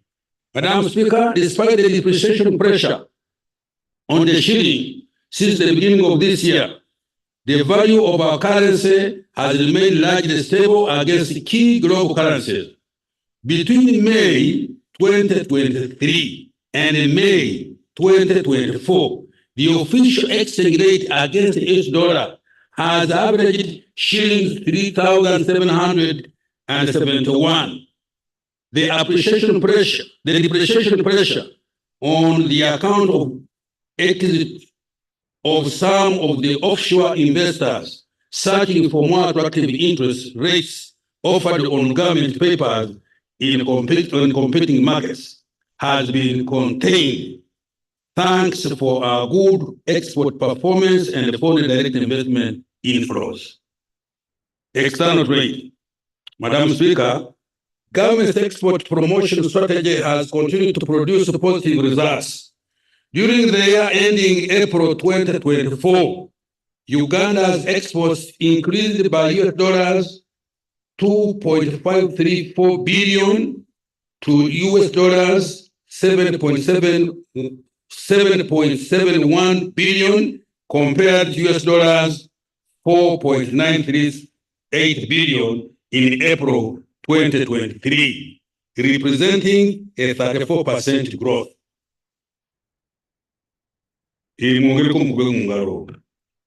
This increase was largely driven by increased exports of gold, 75.7%, coffee, 21.9%, oil exports, 21.8%, simsim, 20.2%, tobacco, 10.3%, cotton, 6.9%, and light manufactured products, 4.9%. The major destination of our exports are the East African community countries, which account for 29%. Then we go to commercial, 29%. Then we go to Middle East, 24%, and to Asia, for 20%. Madam Speaker, efforts to increase the value addition to exports have continued to yield positive results. Exports of manufactured products have continued to be significant contributors of export earnings. In particular, in year 2023, cement exports reached US dollars 91.1 million, sugar US dollars 75.8 million, plastic products US dollars 62.6 million, soap US dollars 33.9 million, beer US dollars 25.8 million. This financial 23-24, efforts to increase export performance have been strengthened through investing in targeted value addition initiatives and implementing several enabling trade policies. Madam Speaker, in the financial ending, Uganda imported goods worth 12.9 US dollars billion compared to US dollars 10.3 billion in the year ending April 2023. This increase in imports was largely driven by an increase in private sector imports of 20%, mainly to develop our nascent oil and gas sector. Foreign direct investment, remittances, and tourism. Madam Speaker, the inflow of foreign direct investment to Uganda amounted to US dollars 2.46 billion in financial year 22-23, and by December 23-24, additional FDI amounting to US dollars 1.27 billion had been attracted. Remittances by Ugandans living and working abroad increased to US dollars 1.43 billion in calendar year 2023 from US dollars 1.3 billion in year 2022. Tourism revenues increased to US dollars 1.28 billion in calendar year 2023 from US dollars 1.07 billion in calendar year 2022. Employment. Madam Speaker, job creation ranks top on the government's socio-economic agenda. The number of workers subscribing to the various pension schemes in the country increased more than 3.4 million members in the financial 23-24, an increase of 4.2% compared to 3.0%, compared to 0.301 million members in financial 22-23. Madam Speaker, the latest reports indicate that the direct beneficiaries of the presidential initiative on jobs and wealth creation in Uganda has reached 2,237,402 in December 2023. In the past 1 year alone, Emyoga funds have created 378,640 new direct jobs. This was about 40,000 additional new jobs created compared to the new jobs created in the previous year. On the other front, so far, 1.165 million households have received PDM funds worth 1.126 trillion as of May 2024, and estimated to create about 2.5 million jobs. A total of 23,083 youth projects have benefited 230,000 63,897 youth under the youth livelihood program in areas of agriculture, trade, services, and industry. This has created over 1,250,000 indirect jobs. Similarly, the National Special Grant for Persons with Disabilities is supporting 6,282 enterprises, benefiting 49,372 persons with disabilities.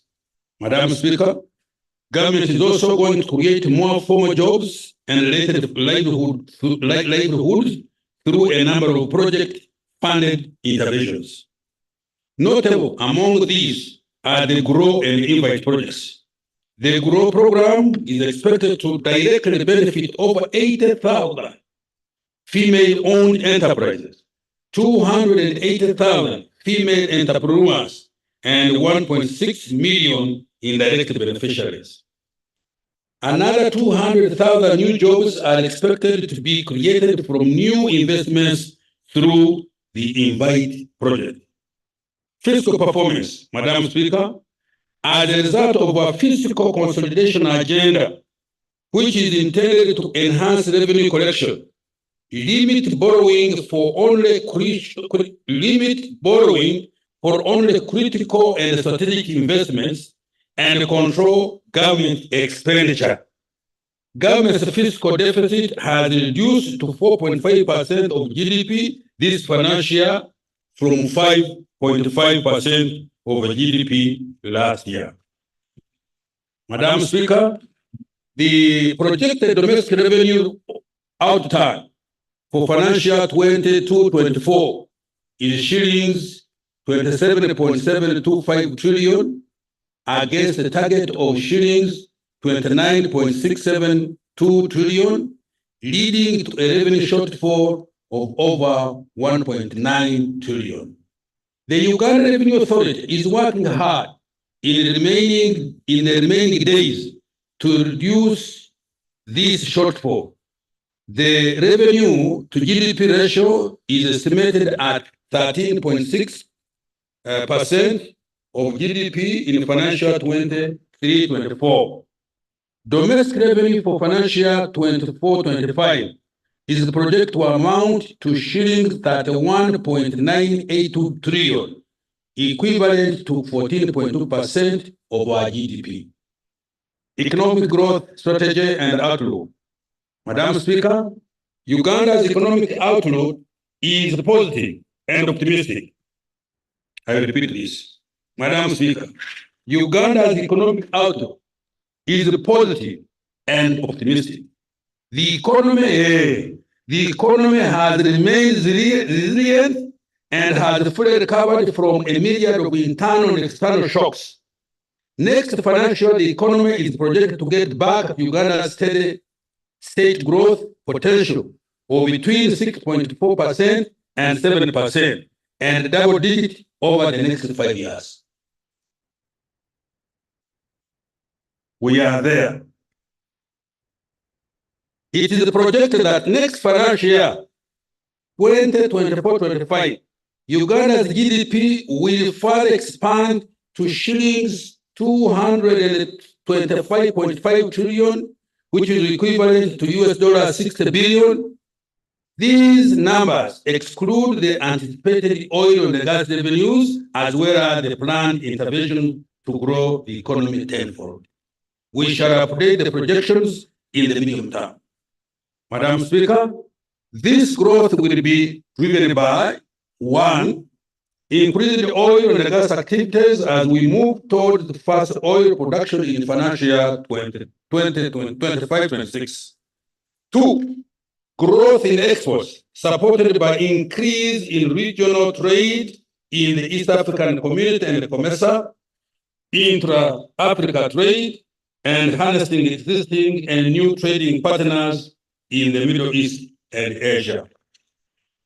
Three, increase in tourism activities, supported by investment in tourism infrastructure, branding and marketing, and effective implementation of the meetings, incentives, conferences, and events program. In that program,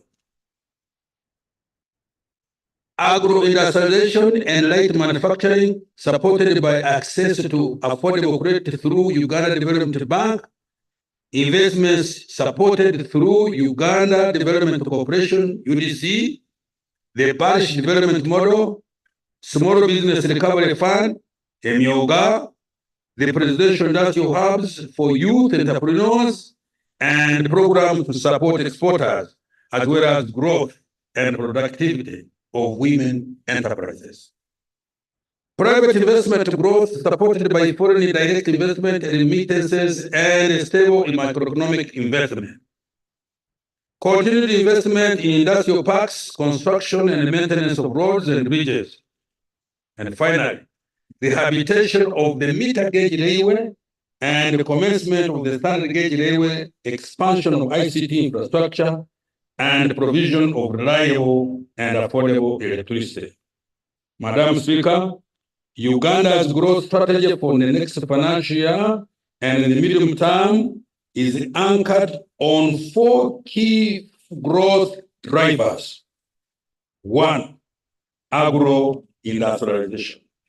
2, tourism development. 3, mineral development, including oil and gas. 4, science, technology, and innovation. These are the anchor sectors that are going to propel Uganda to a $500 billion economy in the next 1.5 decades. Madam Speaker, our growth prospects face some risks that we need to be mitigated. Let me repeat. Our growth prospects face some risks that we need to be mitigated. These include 1, climate change affecting agricultural production and infrastructure. We have just been seeing this a couple of months back. 2, regional and global geopolitical tensions. That one I will not comment. You all know. 3, high interest rates which constrain access to affordable debt. And 4, fluctuations in global commodity prices. To minimize the effects of these risks, government is implementing climate change adaptation measures, exploring cheaper sources of financing, including climate finance, and ensuring frugality in government expenditure. I repeat this, and ensuring frugality in government expenditure. Now I want to account for financial 23-24 and the priorities for financial that we're talking about.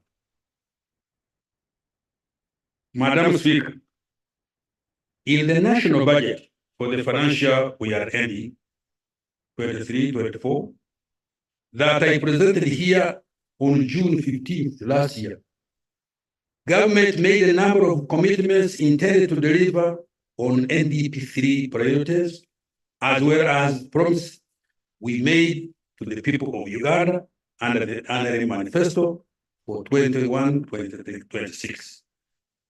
In this section, I provide accountability for what government has achieved so far and what it intends to do to ensure that commitments to the citizens are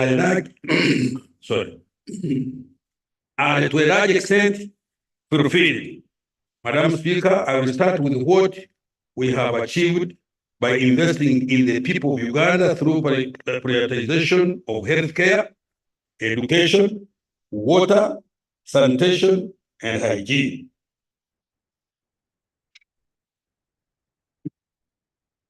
Madam Speaker, during financial 23-24, the following milestones have been achieved in the health sector.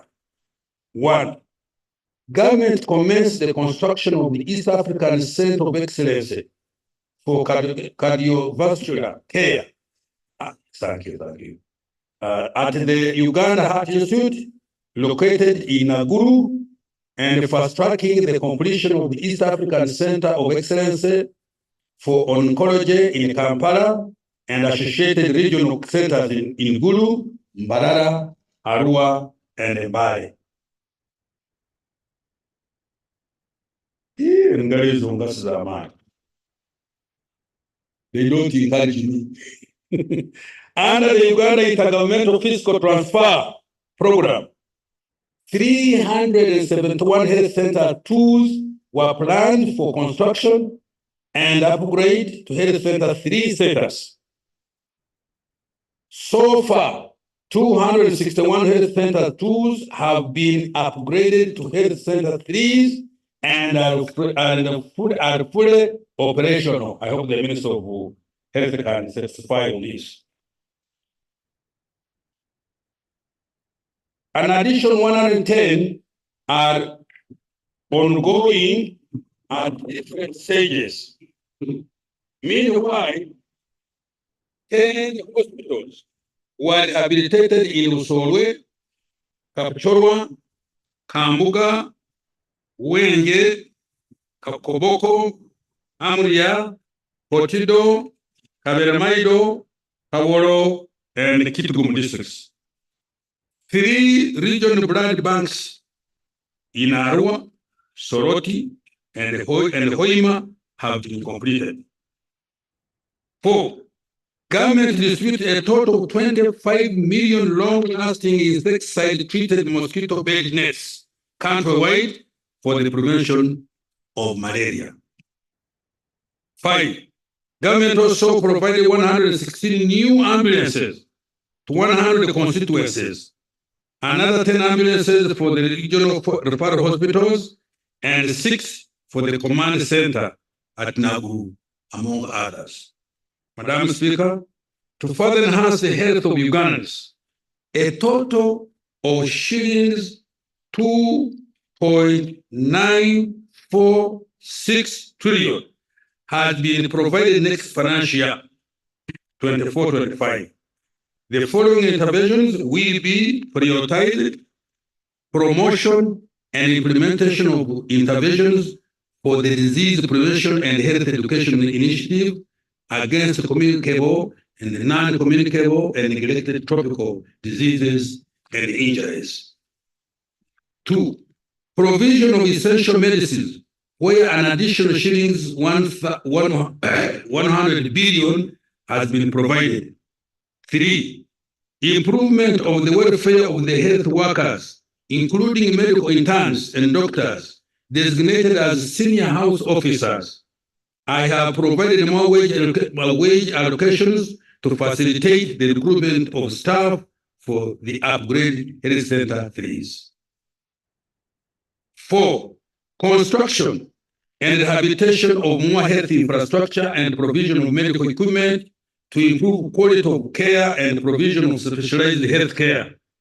These include, among others, the Uganda Cancer Institute and regional cancer centers, the Uganda Heart Institute, intensive care units, and an imaging center for referral hospitals. Designation of the national health system to facilitate service delivery and tracking of medical supplies and health workers' performance. 6. Construction, rehabilitation, and equipping of dilapidated hospitals across the country, including the Kampala metropolitan area. 7. Strengthening of the network of medical reference laboratories, including the establishment of the East African Community Regional Center of Excellence for Virology at Uganda Virus Research Institute and the National Public Health Institute in Uganda. 8. Establishment of a pharmaceutical industrial park and strengthening the National Drug Authority regulatory framework. Now I turn to education. Madam Speaker, government considers education as a key opportunity equalizer for all Ugandans equipping them with knowledge and skills required for productive employment, as well as enabling them to live longer, happier, affluent lives. For this reason, the following commitments were prioritized and delivered in financial year 23-24. 1. Skilling in science, technology, engineering, and mathematics. 2. Construction and equipping of 21 laboratories across the country in selected secondary schools using UPDF engineering brigade. 3. Upgrading learning facilities in 12 technical institutes and 4 vocational education centers of excellence at Uganda Technical College in Bushenyi, Bukalasa, Lira, and Ergon. 4. Out of 259 seed secondary schools planned under UGFID, 105 have been completed and 144 are ongoing. Madam Speaker, I have provided 2.497 trillion to further improve the quality of education, and the following are among the priorities. 1. Supporting the new curriculum for S1 to 4 students. 2. Operationalization of all the 110 seed secondary schools and completing the 27 seed secondary schools under the UGIFT program. 3. Commencing the construction of 60 secondary schools and expansion of 61 existing secondary schools under the Uganda Secondary Education Expansion Project. 4. Providing loans to 5,192 degree and 1,125 diploma students who are on the government-funded loan scheme, both continuing students and new beneficiaries. 5. Government takeover of the proposed Bunyoro and Busoga universities for inclusive and equitable access to university education. Bunyoro, you can talk, you can clap, because it has been a thorn in my flesh. Social protection. Madam Speaker, in the year we are concluding, government has provided social protection as follows. 1. Continued with the provision of the senior citizen grant to 439,069 older persons across the country, amounting to a cumulative total of money, shillings 565.7 billion. 2. Under the Special Enterprise Grant for Older Persons Program, SEGOP, the government supported 590 group enterprises benefiting 3,636 older persons. 3. Under the Youth Livelihood Program, a total of 23,083 youth projects have benefited 263,897 youth in areas of agriculture, trade, services, and industry. This has created over 1,250,000 direct jobs. And 4, through the National Special Grant for Persons with Disabilities, government is supporting 6,202 enterprises, benefiting 49,372 persons with disabilities. Madam Speaker, government will continue to support the welfare of elderly to keep them healthy and productive in their communities. While social assistance grant for empowerment, what we call SAGE, targets those above 80 years. Above 80 years, SEGOP. Ensure let me repeat. While social assistance grant for empowerment, what we call SAGE, targets those above 80 years, SEGOP ensure the inclusion of those in the age bracket of 61 to 71 years. That is for us now. Government will also continue to support the youth and women beneficiary groups using recovery funds from the Youth Livelihood Program and the Uganda Women's Enterprise Program. For greater efficiency, management of the two programs has been unified. Madam Speaker, I have provided an additional shillings 355.79 billion for social protection next financial year. Water, sanitation, and environment protection. Madam Speaker, as a result of government intervention, more Ugandans now have access to safe, clean water. Coverage in rural areas is now estimated at 67% and 70% in urban areas. Out of the 71,225 villages,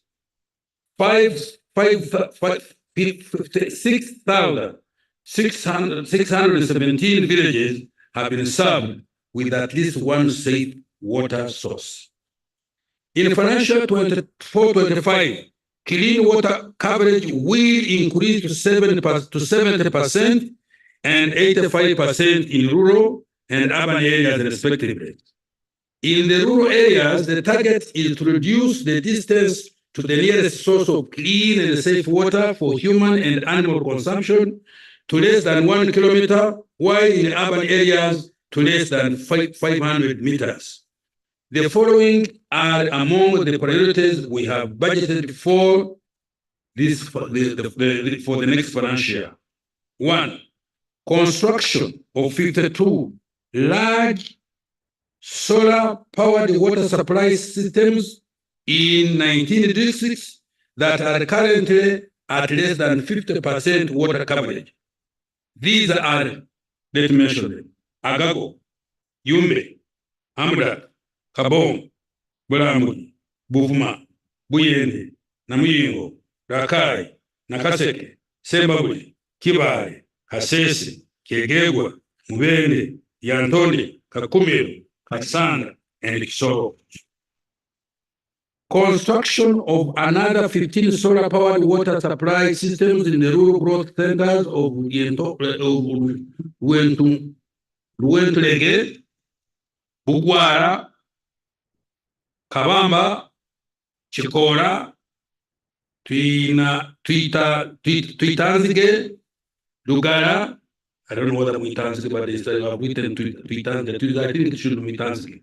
Lugara, Kitenga, Bukizibu, Bumwena, Igwaya, Kidera, Bugomorwa, Kitonge Nakasero, Kikonge, Kasese, Luwari. This will cover a population of over 272,000 persons. Completion of the construction of 31 town water supply systems and sanitation facilities in Bulangira, Kanapa, Aligoi, Opengate, Kawo, Karogo, Nyakashaka, Buikwe, Bundibujo, Kapchorwa, Kamuli, Namasale, Kaliro, Namungarwe, Butale Jabusorwe, Budaka Kadama Tirini, Kibuku, Kiankwanzi, Butemba, Ngoma, Dunya, Palabekar, Lamo, Obong, Lamo, Rhino Camp, Ara Dufle, Amuru, Kole, Arangi, Zeu, Kachingor, Iri, and Lorenga Chora.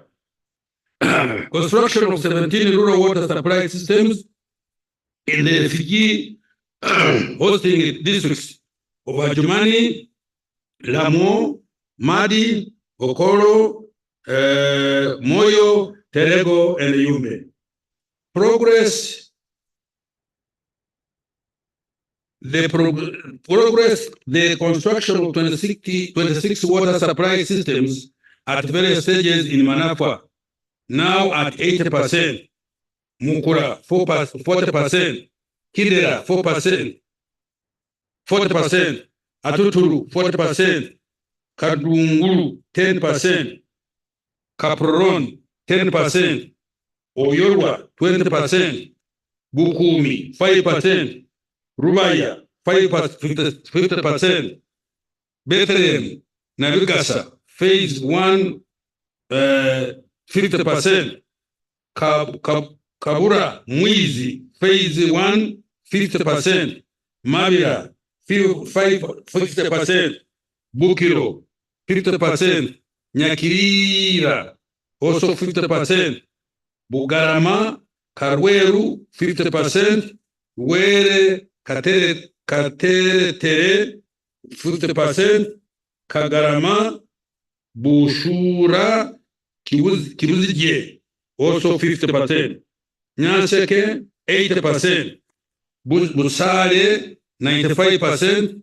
Kibuzi, 100%. Adlang, Puranga, Pader, Kasau, phase 1, 5%. Kiebano, Kasimbi, 5%. Nabilatuk, and Roseland. Increasing the water for production storage capacity for commercial farmers from 52.6 million cubic meters to 76.8 million cubic meters. Madam Speaker, to support the restoration of our environment and reverse the effects of climate change, government shall undertake the restoration of 42,450 hectares of degraded wetlands along the Awoja, Kanyeki, Ruhorubero, Nchwera, Chambura, Kiruma, Naigomwa, Kirimba, Tochi, Aswa, Seziwa, Mayanja, Muzizi, Mpanga, and Lumbuye water systems. In addition, government shall demarcate a 720-kilometer boundary with the concrete pillars along the following wetlands: Kibimba, Tochi, Sezewa, Mayanja, Muzizi, Awoja, Mporogoma, Ishasha, Kandeke, Ruhorubero, Nchwera, Chambura, Kiruruma, and Naigomwa. A total of 15 million seedlings of assorted tree species shall be procured and distributed to individual farmers in several districts, as well as to refugee hosting communities in the Albertine region and in West Nile, as well as individual farmers. Madam Speaker, I have provided shillings 516.78 billion next financial year for climate change mitigation, natural resources, environment, and water resource management. Increasing effectiveness of wealth creation initiative, the Parish Development Board. Madam Speaker, the PDM has now been fully rolled out. A total of shillings 2.4 trillion has so far been provided. The money is being transferred directly to beneficiaries in 10,585 parishes across the country.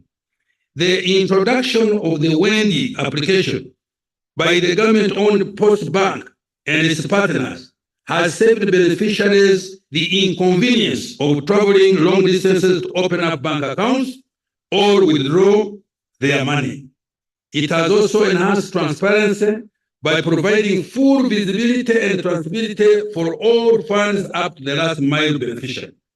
The extensive mobile telephone coverage, both smartphone and community, has helped to lower transaction costs for the PDM beneficiaries. Going forward, government will deepen the use of Wendy and other digital technologies and innovations to enhance financial inclusion and drive efficiency, accessibility, and effectiveness of the program. These technologies will gradually be extended to other wealth creation initiatives. The total of 1.165 million households that have so far received PDM funds have invested in intensive agriculture projects that include poultry, dairy, coffee, piggery, fish, fruits, and food crops. In the next few days, I will release the remaining 529 billion for this financial directly into the accounts of PDM circles, into the PDM circles. Each PDM circle will continue to receive 100 million shillings. Madam Speaker, 1.599 trillion has been provided next financial year for the additional 100 million per parish to benefit more households. Government will also ensure effective implementation of Pillar 1, which includes input certification, provision of extension services, storage, value addition, and market linkages. Now in Yoga. Madam Speaker, to date, the government has provided a total of 480 billion through Yoga. Out of this, a total of shillings 268 billion has been disbursed to 6,810 Yoga circles. The beneficiaries have been able to save 85 billion to further grow their circle funds.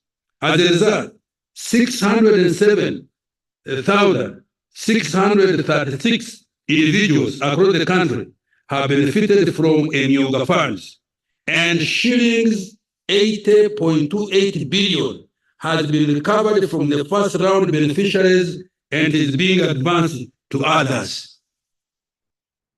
We should clap for my colleague Pasoro. May I repeat this? Let me repeat it. Can see you didn't get it better. Yoga. Madam Speaker, to date, the government has provided a total of shillings 480 billion through Yoga. Out of this, a total of shillings 268 billion has been disbursed to 600,810 Yoga circles. The beneficiaries have been able to save 85 billion to further grow their circle funds. As a result, 636 individuals across the country have benefited from the Yoga funds, and shillings 80.28 billion has been recovered from the first round beneficiaries and is being advanced to others. Madam Speaker, in the next financial 24-25, I have provided an additional 100 billion under Yoga to support more Ugandans to create wealth and boost their incomes. Agricultural Credit Facility. Madam Speaker, since 2009, government has partnered with banks to support commercialization of agriculture through a credit guarantee scheme that provides up to 50% of the money loaned to a farmer. Cumulatively, government has invested 303 billion Uganda shillings, causing a cumulative loan disbursement of 860 billion. This money has enabled a total of 3,868 agricultural projects to access patient capital for commercial on-farm investment, post-harvest management, agro-processing, and trade in agricultural produce. Next financial year, government will continue to capitalize the SF with an additional of 30 billion Uganda shillings. Capitalization of UDB. Madam Speaker, Uganda Development Bank has grown into a formidable shillings 1.3 trillion bank in assets, providing patient and relatively affordable capital to those adding value to agricultural materials, manufacturers, as well as investors in tourism and hospitality, infrastructure, and education. It has created a total of 51,841 jobs. During financial 24-25, the bank will continue to provide capital to businesses involved in value addition, including promotion of innovation, in the areas of science and technology. It will also support youth-led enterprises, manufacturers, and also provide working capital to exporters and those involved in import substitution. Green financing is also going to be enhanced to ensure climate adaptation and mitigation. To achieve this, government is going to further capitalize UDB with another 55 billion Uganda shillings. Government is also in the process of acquiring for UDB credit lines worth 1.03 shillings 0.083 trillion to lend more to wealth creators. Support to SMEs. Madam Speaker, 2 years ago, government set up Small Business Recovery Fund to provide soft loans to SMEs that had suffered financial distress during COVID-19. Government provided 100 billion shillings to be equally matched by banks to extend credit to the target beneficiaries at 10% interest rate.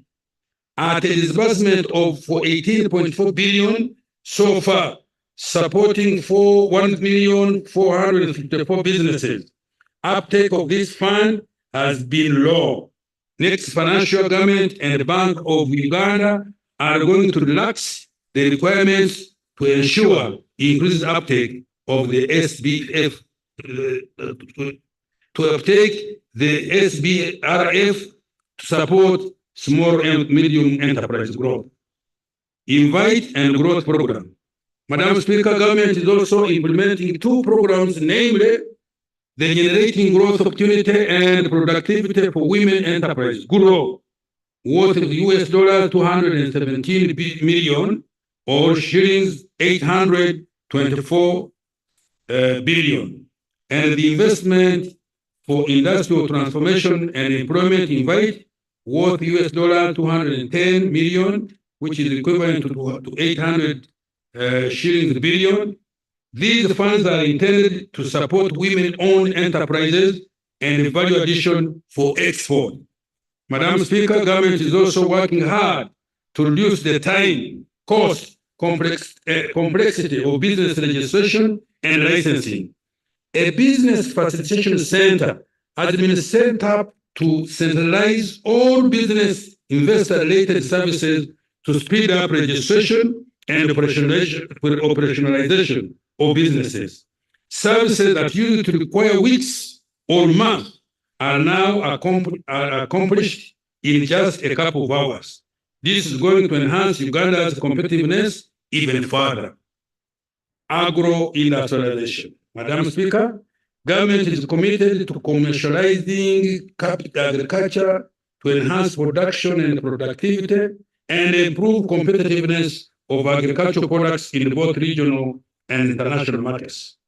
The following are some of the key milestones achieved during this financial year in the area of agro-industrialization.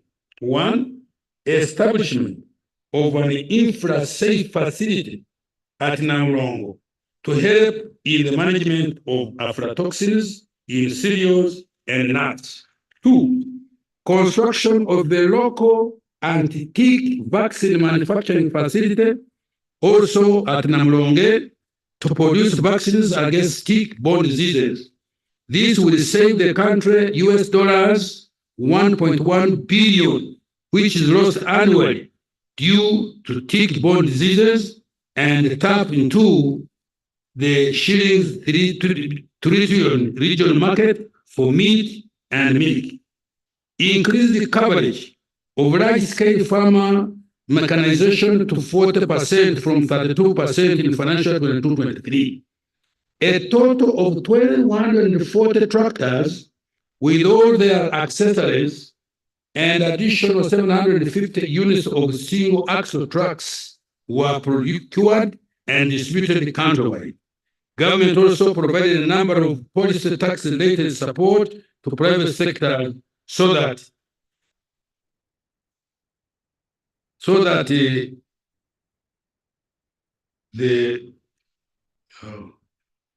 we forget about that. Somebody messed me up. Madam Speaker, in the financial 2024-25 budget, I have allocated a total of shillings 1.878 trillion towards deepening agro-industrialization with increased focus on commercialization and value addition in agriculture. The priority areas include: 1, more investment in research and genetic development of selected value chains for animal, fish, and crop varieties. 2, support for pest, vector, and disease control and prevention. In particular, I have provided an additional 427.21 billion to procure and distribute 44 million doses of vaccines against foot and mouth disease. After the current vaccination exercise, farmers will access the vaccines through government stores by meeting 100% cost of the vaccine, while the government will cover the cost of vaccine administration. Support to narrow to roll out the anti-tick vaccine, starting with 20 million doses. 4, de-risking agriculture through supporting increased production and productivity, as well as value addition for all priority value chains. 5, more support for agricultural mechanization. 6, increased investment in small and large irrigation systems, particularly solar-powered irrigation. 7, support for seed multiplication through the Uganda prisons to increase seed availability for PDM beneficiaries. And 8, additional credit support to large-scale commercial farmers to ensure food security and increase exports. Now we turn to tourism development. Madam Speaker, Uganda has increasingly regained her global position among the top 10 best tourism destinations in the global tourism ranking. In the year 2023, international tourist arrivals increased by 56% to 1.2274 million tourists, compared to 885 arrivals in the year 2022, and a peak of 1.52 million in year 2019. The international tourism receipts reached US dollars 1.03 billion in calendar year 2023. Madam Speaker, tourism has a high return on investment. Madam Speaker, tourism has a high return on investment. In financial 24-25, I have provided shillings 289.6 billion to the Tourism Development Program to undertake the following. 1, support international and domestic tourism marketing and promotion activities. 2, modernize our tourism products to make them more competitive. These include completion of the pier and related infrastructure at the source of the Nile, upgrading the Uganda Museum, construction of 800 to 8,000 meters of climbing ladders and boardwalks on the Rwenzori Mountains to make hiking safer. 3, continue with grading, supervision, and classification of tourism facilities to enhance the quality of services and ensure adherence to required global standards. 4, complete the upgrade of Uganda Hotel and Tourism Training Institute infrastructure in an effort to make it an international center of excellence for training and skills development in tourism and hospitality. And 5, enhance the conservation of Uganda's 22 wildlife protected areas with a focus on mitigation of human-wildlife conflicts. Government is going to construct an additional 150 kilometers of electric fence and maintain the existing 106-kilometer fence, carry out boundary surveillance through more than 13,904 patrols, uproot invasive species, and construct 4 water dams in the protected areas.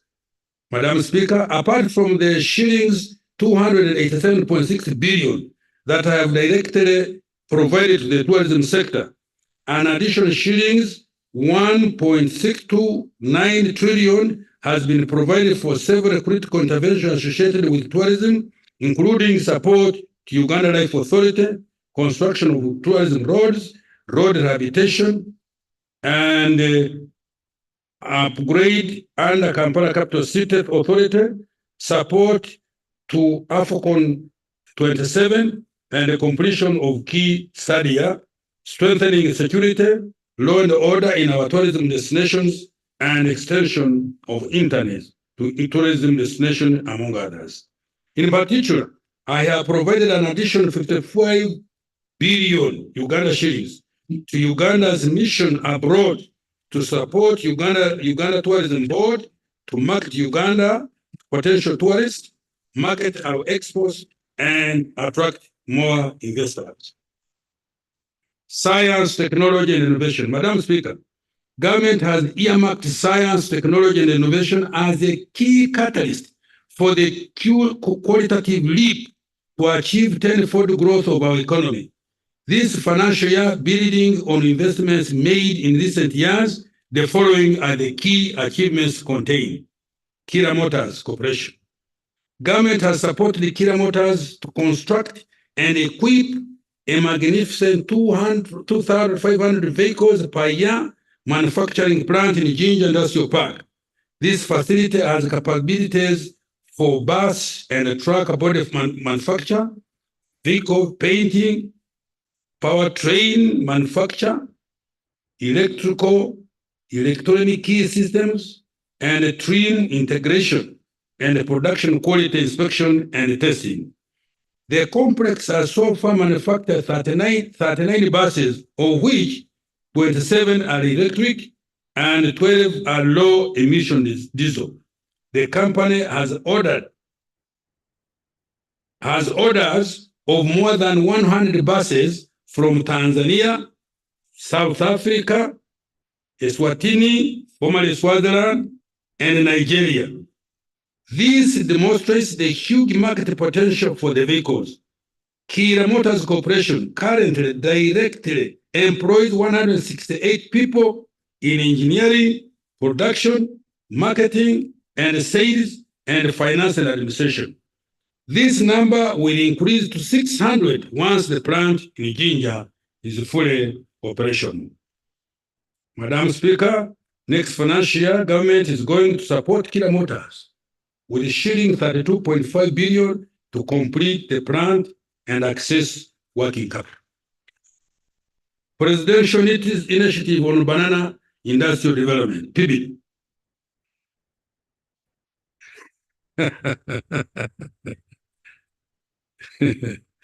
Madam Speaker, government has supported PIBID to establish a semi-automated plant in Mshenyi with a daily processing capacity of 14 metric tons of fresh matoke. These projects have shown potential for import substitution by replacing wheat and also by providing gluten-free starch products. These have high global demand. The company has started fulfilling international orders, including from South Korea, the Royal Kingdom of Saudi Arabia, Qatar, and Italy. PIBID currently employs 150 staff and collaborating with 6,543 farmers. Next financial year, government has provided an additional 50 billion to complete the capitalization of the company to transition into a self-sustaining business. The pathogen economy. Madam Speaker, the pathogen economy has made tremendous progress in developing vaccines, therapeutics, diagnostics, and other healthcare tools for our public health security and import substitution. The scientists at Makerere University developed a PCR diagnostic kit that has so far been used to conduct more than 2 million COVID-19 tests. This kit effectively halved the cost of COVID-19 testing and saved Uganda more than US dollars 37 billion, that is shillings 140 billion Uganda shillings. A clinical trials platform for natural therapeutics, the first on the African continent. Let me repeat this. You know, when I hear something so good about Uganda, I want everybody to listen. A clinical trial platform for natural therapeutics, the first on the African continent, has been established. The human vaccines have completed animal studies and are under preparation for clinical trials. Madam Speaker, other government support under the pathology economy has been directed towards the following special initiatives. One, Day by Pharma Limited is establishing Africa's largest pharmaceutical and vaccine manufacturing facility here in Uganda. You can take the road to Bomb, you will see. The facility will create job opportunities for more than 10,000 science professionals and 30,000 others in support of the ecosystem. Production of generic drugs, cancer drugs, and human vaccines is scheduled to start by November this year. Government in the process of finalizing equity position in exchange for its shilling 723 billion investment. The anti-tick vaccine project at Makerere University, spearheaded by Dr. Margaret Simon Kahwa, has undergone clinical trials. I have provided an additional 25 billion to produce and commercialize the anti-tick vaccine. Government has also supported Jenner Hubs of Professor Patrick Ogwang, known for COVIDX, to undertake clinical trials of his natural therapeutics and establish an internationally certified production facility to manufacture and commercialize them. I have provided an additional shillings 2.07 billion for this purpose next financial year. We congratulate him. Support Professor Serwanga Sampala to advance research in human vaccines. I have provided an additional shillings 225.4 billion needed to complete the research and start producing the vaccine. Coffee value chain development. Madam Speaker, government has partnered with private sector to fast track local value addition to coffee. We have started with 3 Apex centers for high value coffee processing under the Coffee Investment Consortium, Great Lakes Coffee, and Inspire African Coffee. All have acquired modern roastery, freeze dry and spray dry technologies to produce instant, roast and ground coffee products, coffee capsules, cold brew, and instant coffee with a total capacity of 585,000 metric tons per year. One of the facilities is complete, while the other is 62% complete. Government will support the completion and expansion of these facilities, the operationalization and market penetration of the products on the local, regional, and international market. The target is to aggregate, add value, and market at least 1 million bags of medium to high quality coffee, green coffee beans by 2025. This would earn Uganda shillings 560 billion, Uganda shilling, no, sorry. This will earn Uganda shillings to 560 million US dollars from value added coffee in the next 5 years, which would catalyze the whole sector to bring in at least US dollars 5 billion in line with our 10-fold growth strategy. Shilling 75 billion has been provided next financial year to improve coffee value chain development. Space program, Madam Speaker. Government has supported rapid human capital development of the aerospace program by training our engineers in Japan, China, and Egypt. Government partially furnished the headquarters of the space program, the Impoma Satellite Earth Station, to enhance weather prediction and monitoring landslides and the environment. Government will support completion of these initiatives, including the establishment of a satellite development laboratory and a modern geospatial center to be able to obtain data from a broad spectrum of satellites from partner nations.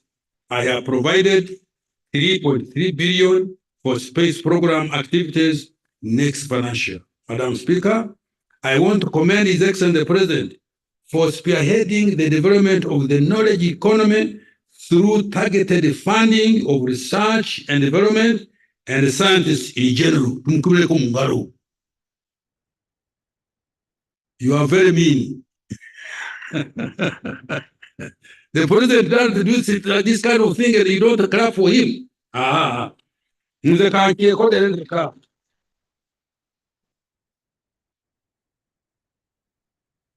Madam Mineral Development now. I'm moving to mineral development. Madam Speaker, mineral development is another growth accelerator that has been earmarked by government to expand Uganda's economy by tenfold. It is going to support resource-based industrialization into light manufacturing and high-tech exports. During the financial year we are ending, the following have been achieved in the mineral sector. 1, the entire country has now been fully mapped using airborne and ground geophysical technologies. 2, the National Mining Company has been incorporated as a commercial vehicle for investment and trading in minerals on behalf of the government of Uganda. 3, several key mineral development projects and mineral value addition centers have been developed, including Wagagai for gold mining in Busia, rare earth metals in Bugweri, a graphite project in Kitgum, limestone mining project by Sunbird Resource Limited in Moroto, and 7 gold refineries in Kampala, among others. Mrs. Woodcross Tin Smelting Company has established a tin smelter in Western Uganda to produce tin ingots to 99.95% tin grade. Madam Speaker, next financial year, I have allocated 41.55 billion to undertake the following interventions for further mineral developments. Fast-tracking quantification and market studies for all minerals for the purpose of investor promotion. 2, operationalizing the National Mining Company. 3, further reviewing and strengthening the fiscal regime for minerals, including regulations of artisan and small-scale miners. 4, developing the e-government mineral production system and data bank for mineral statistics. 5, commencing construction of Busia and Moroto beneficiation centers and strengthening the Ntungamo and Fort Portal centers. 6, facilitating private sector participation in exploration, mining, value addition to minerals, oil and gas now. Madam Speaker, Uganda is progressing steadily toward the first oil in financial 25-26. During the financial year we are ending, the following have been achieved. 1, the upstream petroleum project has advanced with drilling works in preparation for production. 2, the East African Crude Oil Pipeline, EACOP, project is on track with 500 kilometers of pipeline delivered in Tanzania. The target is to lay 100 kilometers per month. 3, the thermal insulation plant for heating the EACOP in Tabora, Tanzania was commissioned in March this year. 4, the Ministry of Energy and Mineral Development has issued 2 new exploration licenses to Uganda National Oil Company and DGR, an Australian-based company. 5. The planned 60,000 barrels per day refinery in Kabale, Chikube district, is progressing very well. The land for the project sites and associated terminal has already been acquired by government. Technical designs for the project are ready. Government is working with Alpha MBM investments from the United Arab Emirates to build the refinery. 6.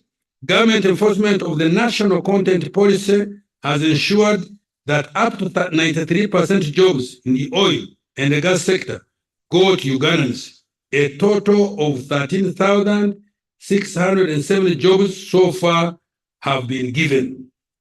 7. In addition, the companies investing in the oil and the gas sector are contracting locally. Since 2021, contracts worth US dollars 1.796 billion have been awarded to Ugandan companies out of the total contract investment of US dollars 7.162 billion. Madam Speaker, in a bid to ensure security of supply of petroleum products, UNOC, in partnership with the private sector, will commence the importation of all our petroleum products beginning in the first week of July this year, which is very near. Madam Speaker, next financial year, I have provided shillings 920.68 billion for the oil and the gas sector to prioritize the following. 1. Development of the East African crude oil pipeline hub in Tanga. 2. Continue the construction of the ECOP, including the necessary infrastructure to facilitate adherence to high-quality environmental standards. 3. Procurement and dissemination of the 57,000 liquefied petroleum gas cylinders to promote clean cooking. And 4.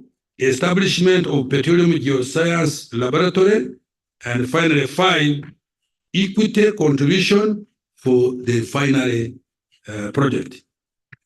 Integrated transport infrastructure and services. Madam Speaker, a total of 205 kilometers was added to the paved network during financial 23-24, increasing the total paved national road network to 6,338 kilometers, representing over 30% of the national road network. The following roads were completed during the financial year: Atia Kalaropi, 66 kilometers, Masinibiso, Howa, Nyairongo, Kiarushesha, Butole, and Kawali, Kizramfumbi Road, 97 kilometers, Moroto, Dokitanyaya, Nyara, 42 kilometers, Rukungiri, Kihi, Shasha, Kanungu, 78.5 kilometers, Kapchorwa Swamp, 73 kilograms, and Masini Park Junction and Tanji Junction, Parabulisa Road, 159 kilometers. In addition, 3 bridges were completed and the construction of 36 critical strategic bridges is ongoing. The completed bridges are Kampala Flyover and road upgrading, 2 Lugogo Bridge connecting in Nakasongola district and Ngoma in Nakaseke via Kasozi, 3 Saka Swamp crossing in Palisa. With regard to air transport, the following were accomplished during the year we are talking about. 1. 90% completion of Kabalega International Airport in Hoima. The remaining 10% comprises of critical air navigation, meteorological, communication, and airport operation facilities. 2. 90% completion of the expansion and rehabilitation of Entebbe International Airport, including modernization of the departures and arrival areas of the terminal building. 3. Maintenance of 3 aerodromes, including Arua, Gulu, Pakuba, Masindi, Lira, Hidepo, Moroto, Soroti, Tororo, Jinja, Mbarara, Kasese, and Kisoro. Madam Speaker, with regard to water transport, The following were accomplished during the financial year we are talking about. We are winding up. 1. Completed the construction of 3 strategic ferries, namely Amuru Rhino Camp Ferry and 2 ferries for Bukungu, Kagwara, Kaberamaido route on Lake Kyoga. 2. Completed the construction of the Maritime Training Institute in Namasagali and commenced construction works for the Maritime Rescue Coordination Center at Mwanza. 3. Completed 46% construction works for search and rescue centers at Kazi and 25% at Kaiso, Panimu, Zengebe landing sites. 4. Continued with the development of new Kampala port at Bukasa. With regard to railway transport, the following were accomplished during this financial. 1. Acquired a 161 kilometer corridor for the standard gauge railway between Tororo and Mayuge. 2. 28% completion of rehabilitation of Tororo Gulu meter gauge railway. 3. Completed emergency refurbishment and rehabilitation of the Malaba Kampala Nama the meter gauge railway. Madam Speaker, during financial 24-25, more focus will be put on maintenance of roads we have built, building a few new strategic roads, accelerated rehabilitation of the meter gauge railway, and the commencement of construction of the standard gauge railway. I have provided a total of shillings 4.989 trillion for that purpose. In particular, the following transport infrastructure will be undertaken. Roads. Tarmacking of an additional 360 kilometers of roads and ongoing projects. 2. Completion of upgrading of 210 kilometers of the following roads. Muyembe na Kapiliprit, 92 kilometers, and 25 kilometers of service roads. Kira Matuga Road, an improvement of 5 injunctions, 21 kilometers.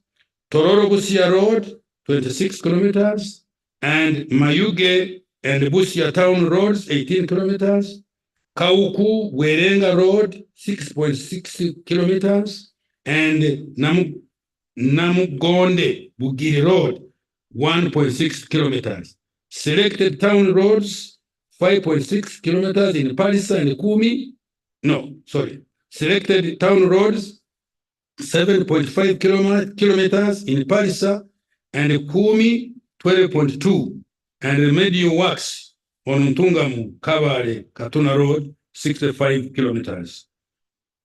Commencing the upgrading and construction of 643 kilometers of following roads projects. Kisoro, let me repeat. Commencing the upgrading construction of 643 kilometers of the following road projects. Kisoro, Lake Bunyonyi Road. Kisoro, Mugahinga National Park Headquarters.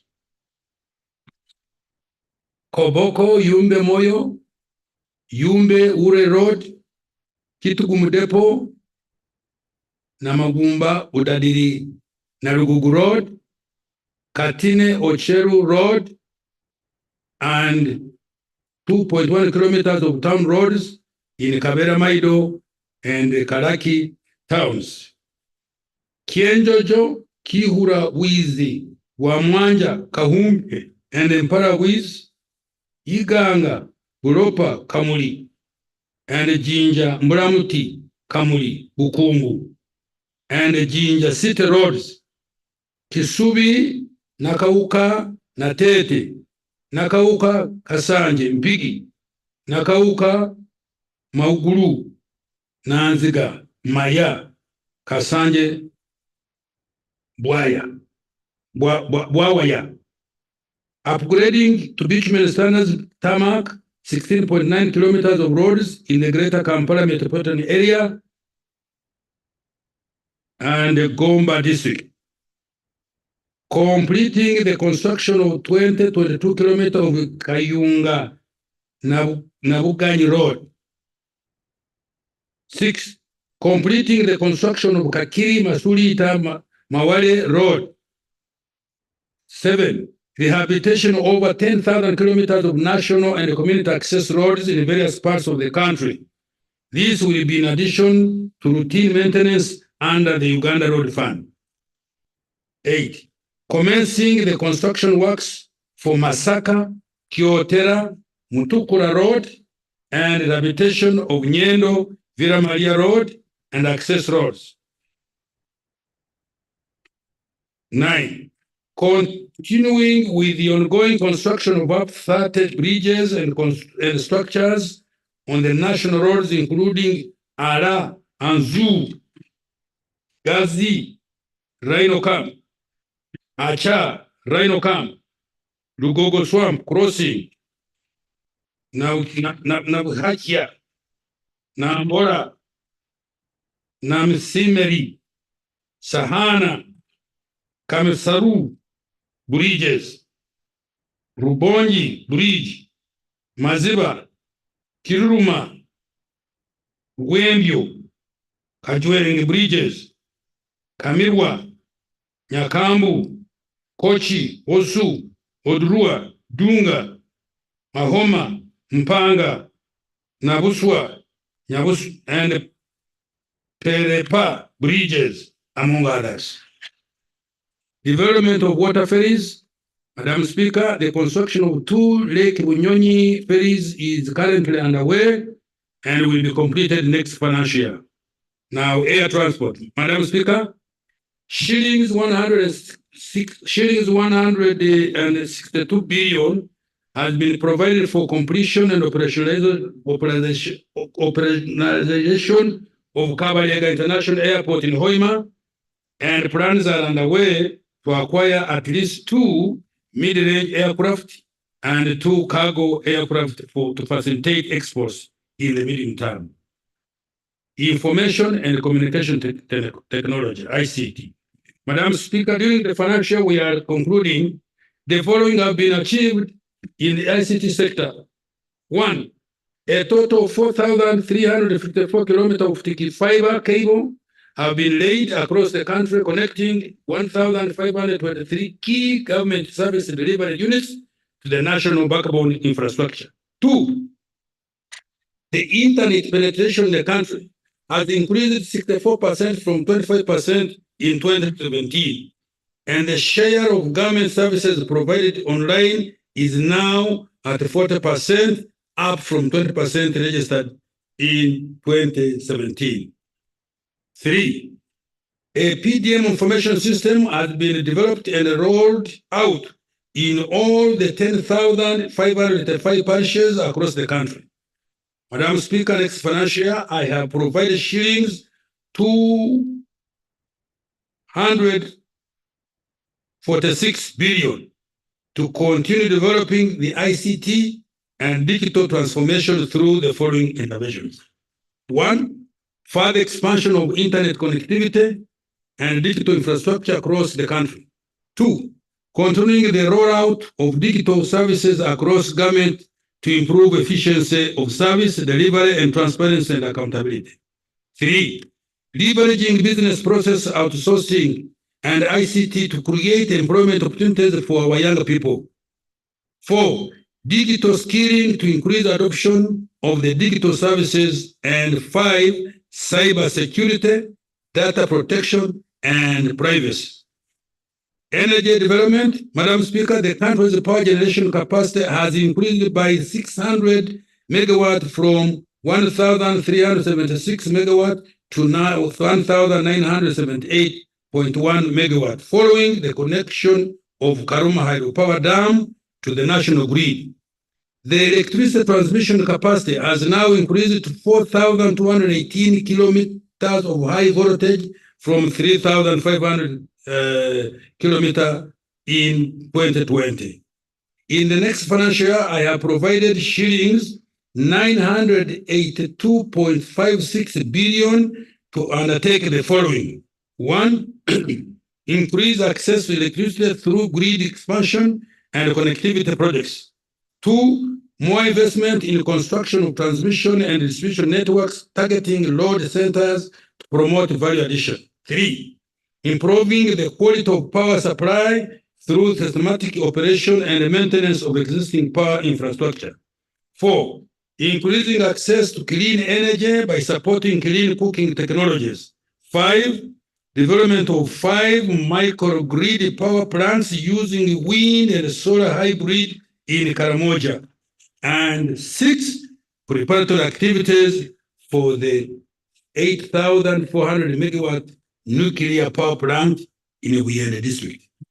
Industrial development and manufacturing. Madam Speaker, in our 10-fold growth strategy, government is going to step up efforts to accelerate the diversification of the economy, add value to raw materials to boost exports, and import substitution to continue reducing our export and also build more basic industries to produce items that Ugandans use on a daily basis, such as sugar, soap, cooking oil, clothes, medicines, construction materials, etc. Our industrialization efforts are being undertaken mainly through the private sector, but with the state playing a de-risking role. Government, through the Uganda Development Corporation, is undertaking targeted investments to increase Uganda's manufacturing capacity. During the financial year we are ending, the following investments have been undertaken by UDC to increase local manufacturing capacity.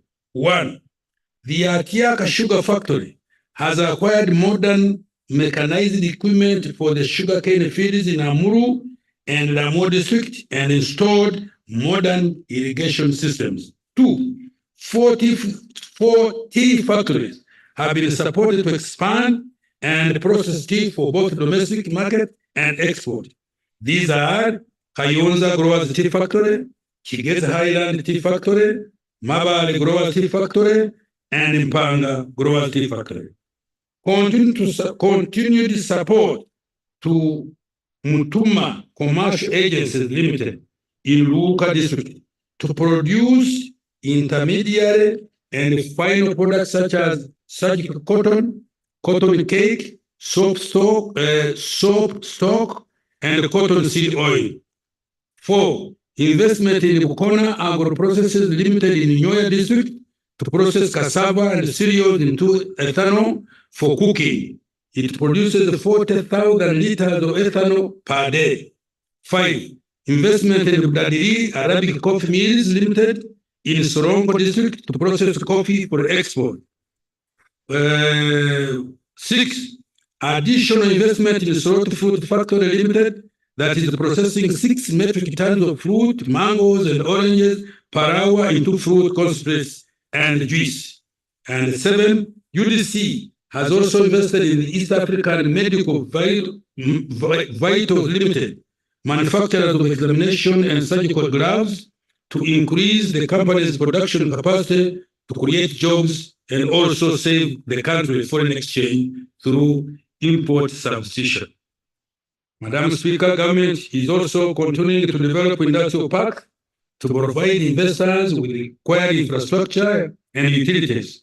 Work is in progress in Namamve Park with 190 companies operating, Liowa Shen Park in Kapeka, 19 companies, Sino Uganda Industrial Park in Mbale, 18 companies, Luzera Park, 11 companies, Weyogere Park, 8 companies, and MMP in Wikwe, 7 companies. Other operational industrial parks include Jinja, Soroti, Kasese, Barara, Tiatanga Mukono Industrial Park.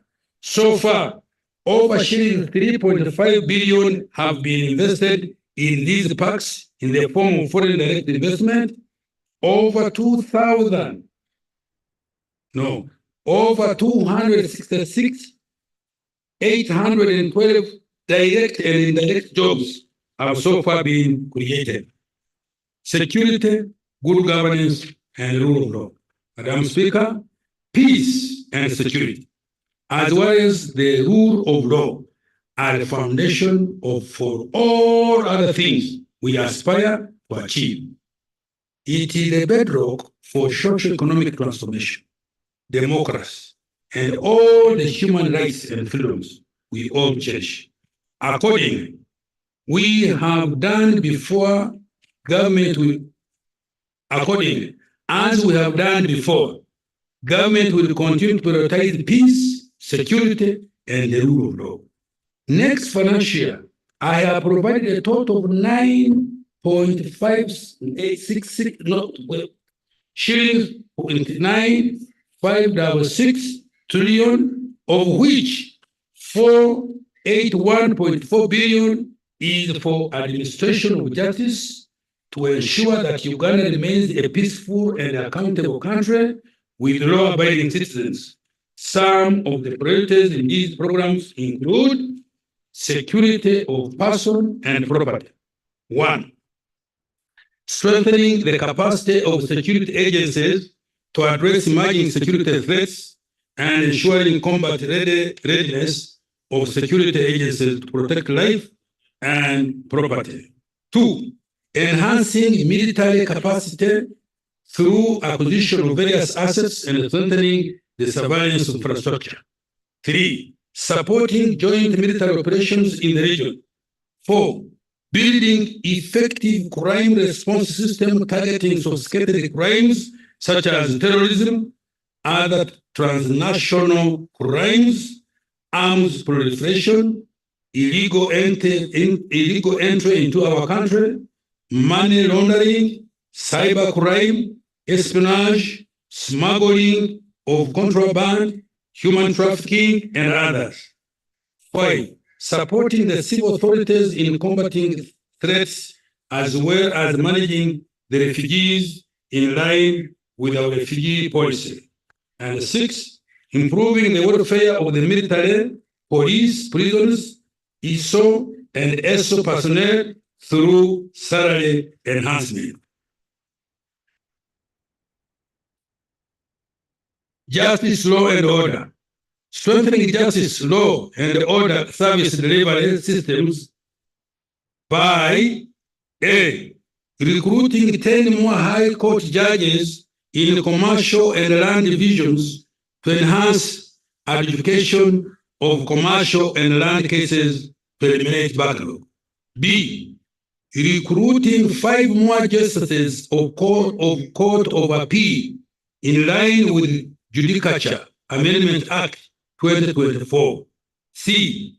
More investment in court automation to cover an additional 10 courts to enhance efficiency, reduce human contact, by extension, reduce incidence of corruption. D. Promotion of alternative dispute resolution mechanism to complement the formal adjudication of cases.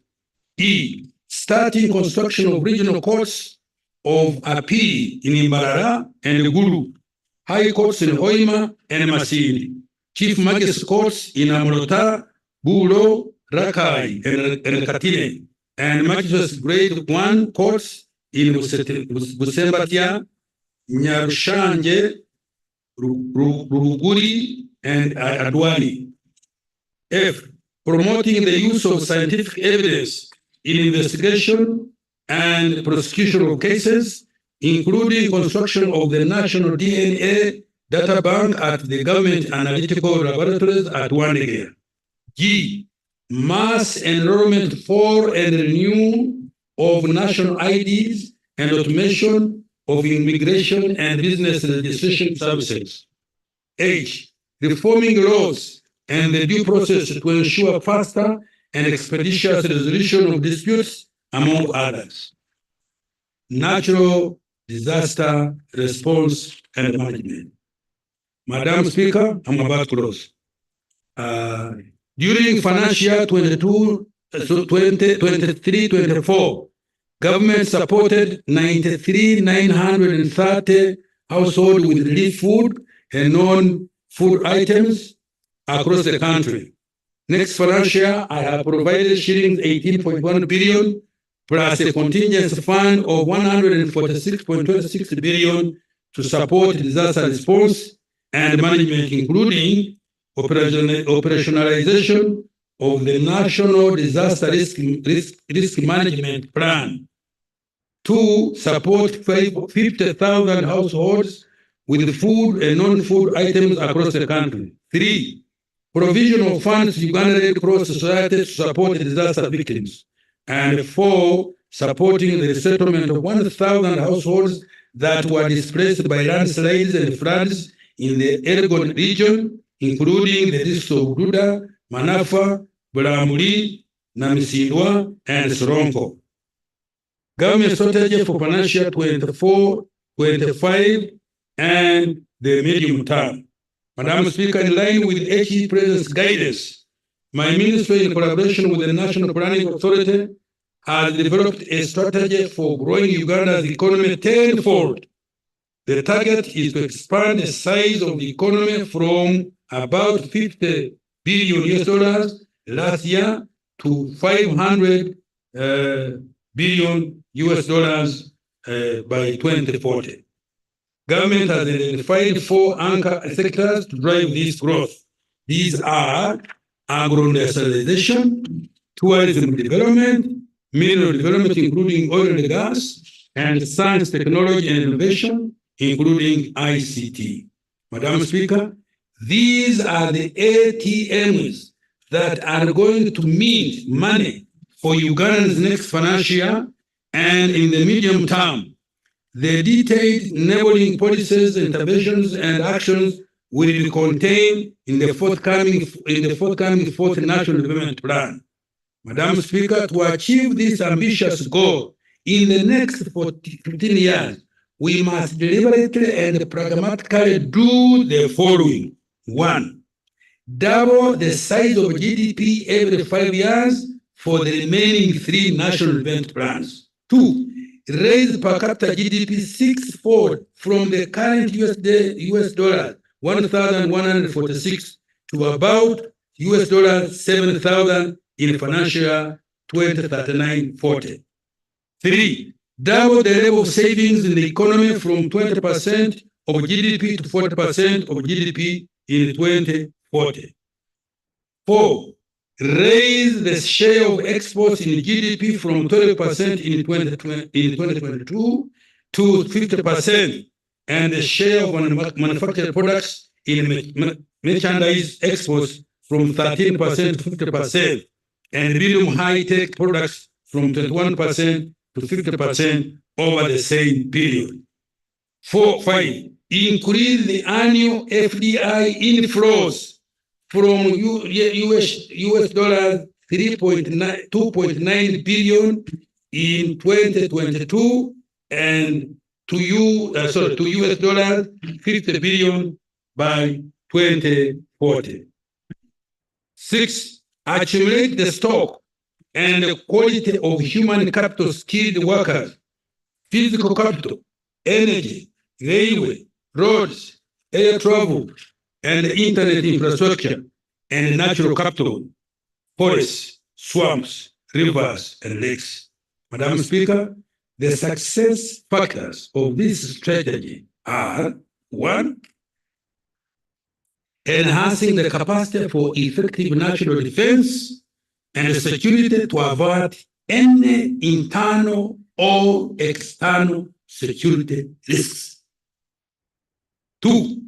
Maintaining constitutional order, an effective and efficient judiciary, and a people-centered legislature. 3. Economic stability in line with the commitments contained in the Charter of Fiscal Responsibility. 4. A reformed government-wide coordination of rationalized ministries, departments, agencies, and local governments. 5. Effective and accountable public institutions prepared to fight corruption and impunity. 6. Policy consistency to ensure effective implementation of government programs and interventions. 7. Enforcement of local content in government programs and investments and support to culture and the creative industry. 8. Digitization and automation, including e-payment, e-commerce, e-government, procurement, e-health, e-education. 9. Support and take advantage of the full implementation of the East African Common Market and economic integration under the African Continental Free Trade Area. Now, financing and expenditure for the year we are entering, Madam Speaker, the total resource envelope for financial year 24-25 amount to shilling 72 trillion 136 billion 504 million 253,466 shillings, of which total revenue is as detailed below. Domestic revenue amounts to 31.982 trillion, of which 29.366 trillion will be tax revenue and shilling 2.616 trillion will be non-tax revenue. 2. Budget support, shillings 1.394 trillion. 3. Domestic borrowing, shillings 8.968 trillion. 4. Treasury bonds for settlement of government outstanding obligation to Bank of Uganda as at 30th June 2024, shillings 7.779 trillion. 5. Domestic refinancing of maturing domestic debt, shillings 12.0022 trillion. 6. Petroleum fund withdrawdown, shillings 115.4 billion. 7. Project support, external financing, shillings 9.583 trillion. And 8. Local government revenue collections, shillings 293.9 billion. Madam Speaker, the total government expenditure for financial year 24-25 is projected at shillings 72 trillion 136 billion 504 million 253,466 shillings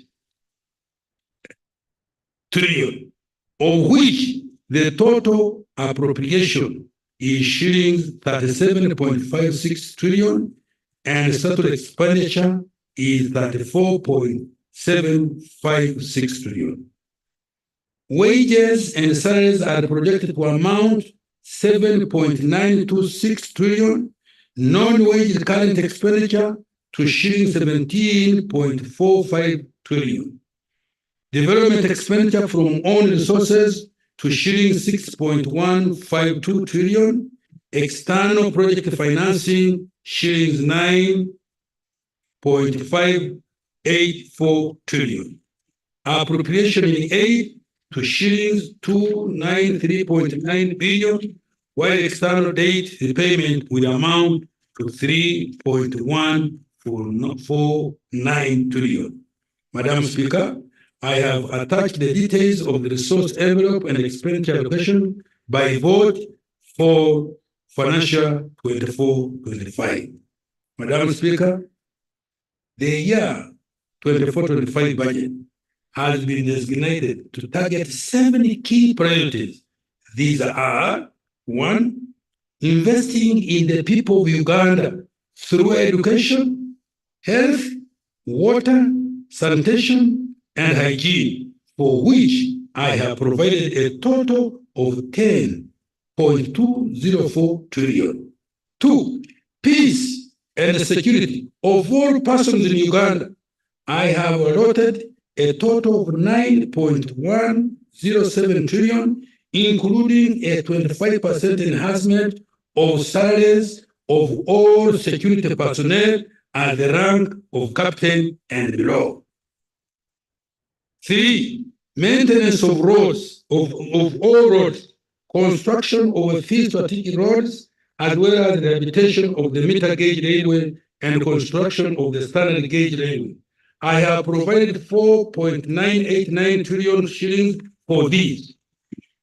Investing in wealth creation initiatives, including commercial agriculture, value addition, UDB and UDC, the parish development model, Emioga, agriculture credit facility, tourism, science-based research and youth skilling, export promotion program, and the GROW project, I have allocated a total of 2.641 trillion Uganda shillings. 5. To facilitate electricity transmission, distribution, and utilization in existing energy stock, I have allocated 982.6 billion.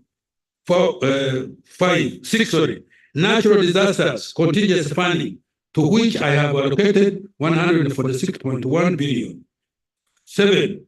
Our international commitment for regional and global partnership is 31.1 billion. Madam Speaker, the above priorities are in support of the anchor sectors that have been identified to drive rapid expansion of our economy.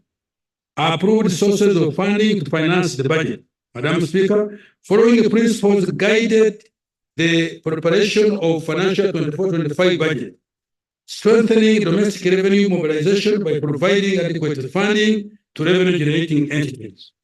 2, strengthening public finance management to ensure accountability and frugality and avoiding misuse of public resources. 3, the purposing of the budget towards high-impact economic growth areas.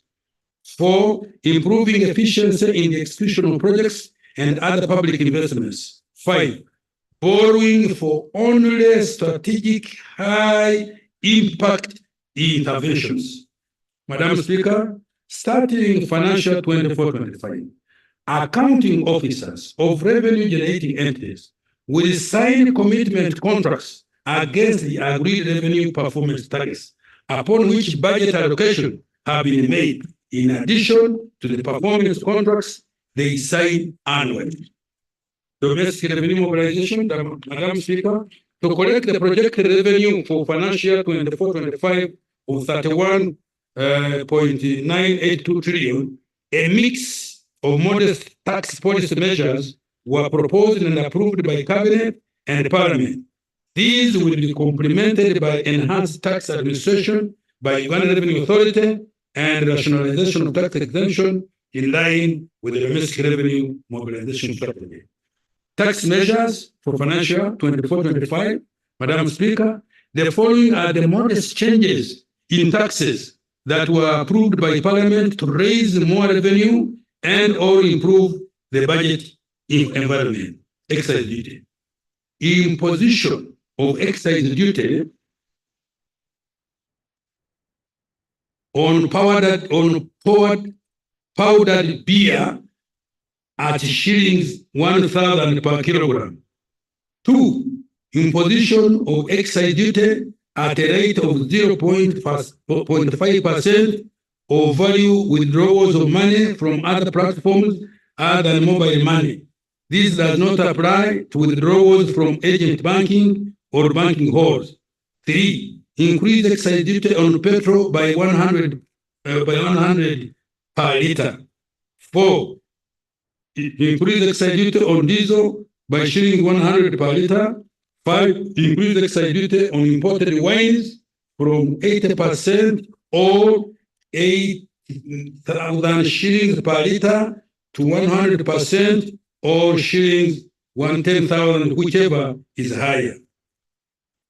6, imposition of excise duty on adhesives, grout, white cement, and lime. The objective is to align the tax treatment of these products with that of cement. Value-added tax, VAT. Madam Speaker, under VAT, the supply of electric motorcycles, vehicle manufactured and fabricated in Uganda, and their respective charging stations and batteries for electric motorbikes, charging stations and related services are exempt from tax. The objective is to facilitate the growth of e-mobility and affordability of electric cars and motorcycles and protect the environment. Madam Speaker, starting next financial year, the provision of taxable goods, services by an employer to an employee will attract VAT. Income tax, Madam Speaker, under the Income Tax Act, we provided incentives for the following. 1, we have exempted investors from tax capital gains arising from the sale of holdings in private equity or venture capital funds regulated by the Capital Market Authority. The intention is to incentivize private equity or venture capital investment in Uganda.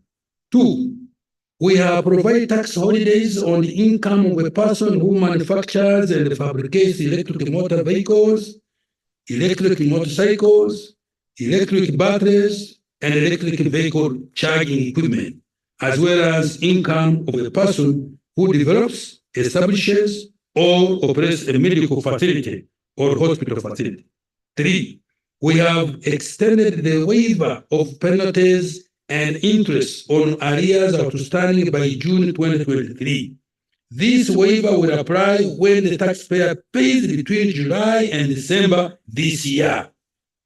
4, we have also introduced a 10% withholding tax on commission paid to the banking agents and fintech agents, payment service providers.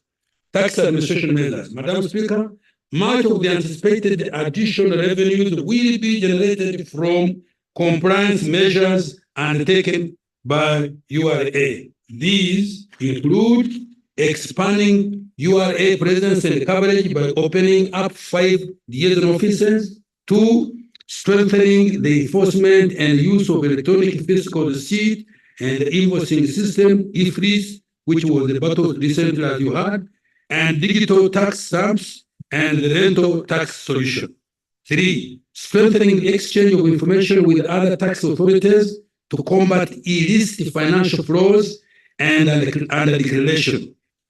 4, strengthening enforcement interventions. Madam Speaker, I call upon all of you colleagues and fellow Ugandans to render URA and other revenue collecting institutions the necessary support to mobilize revenue required to meet the target for financial 22-24-25.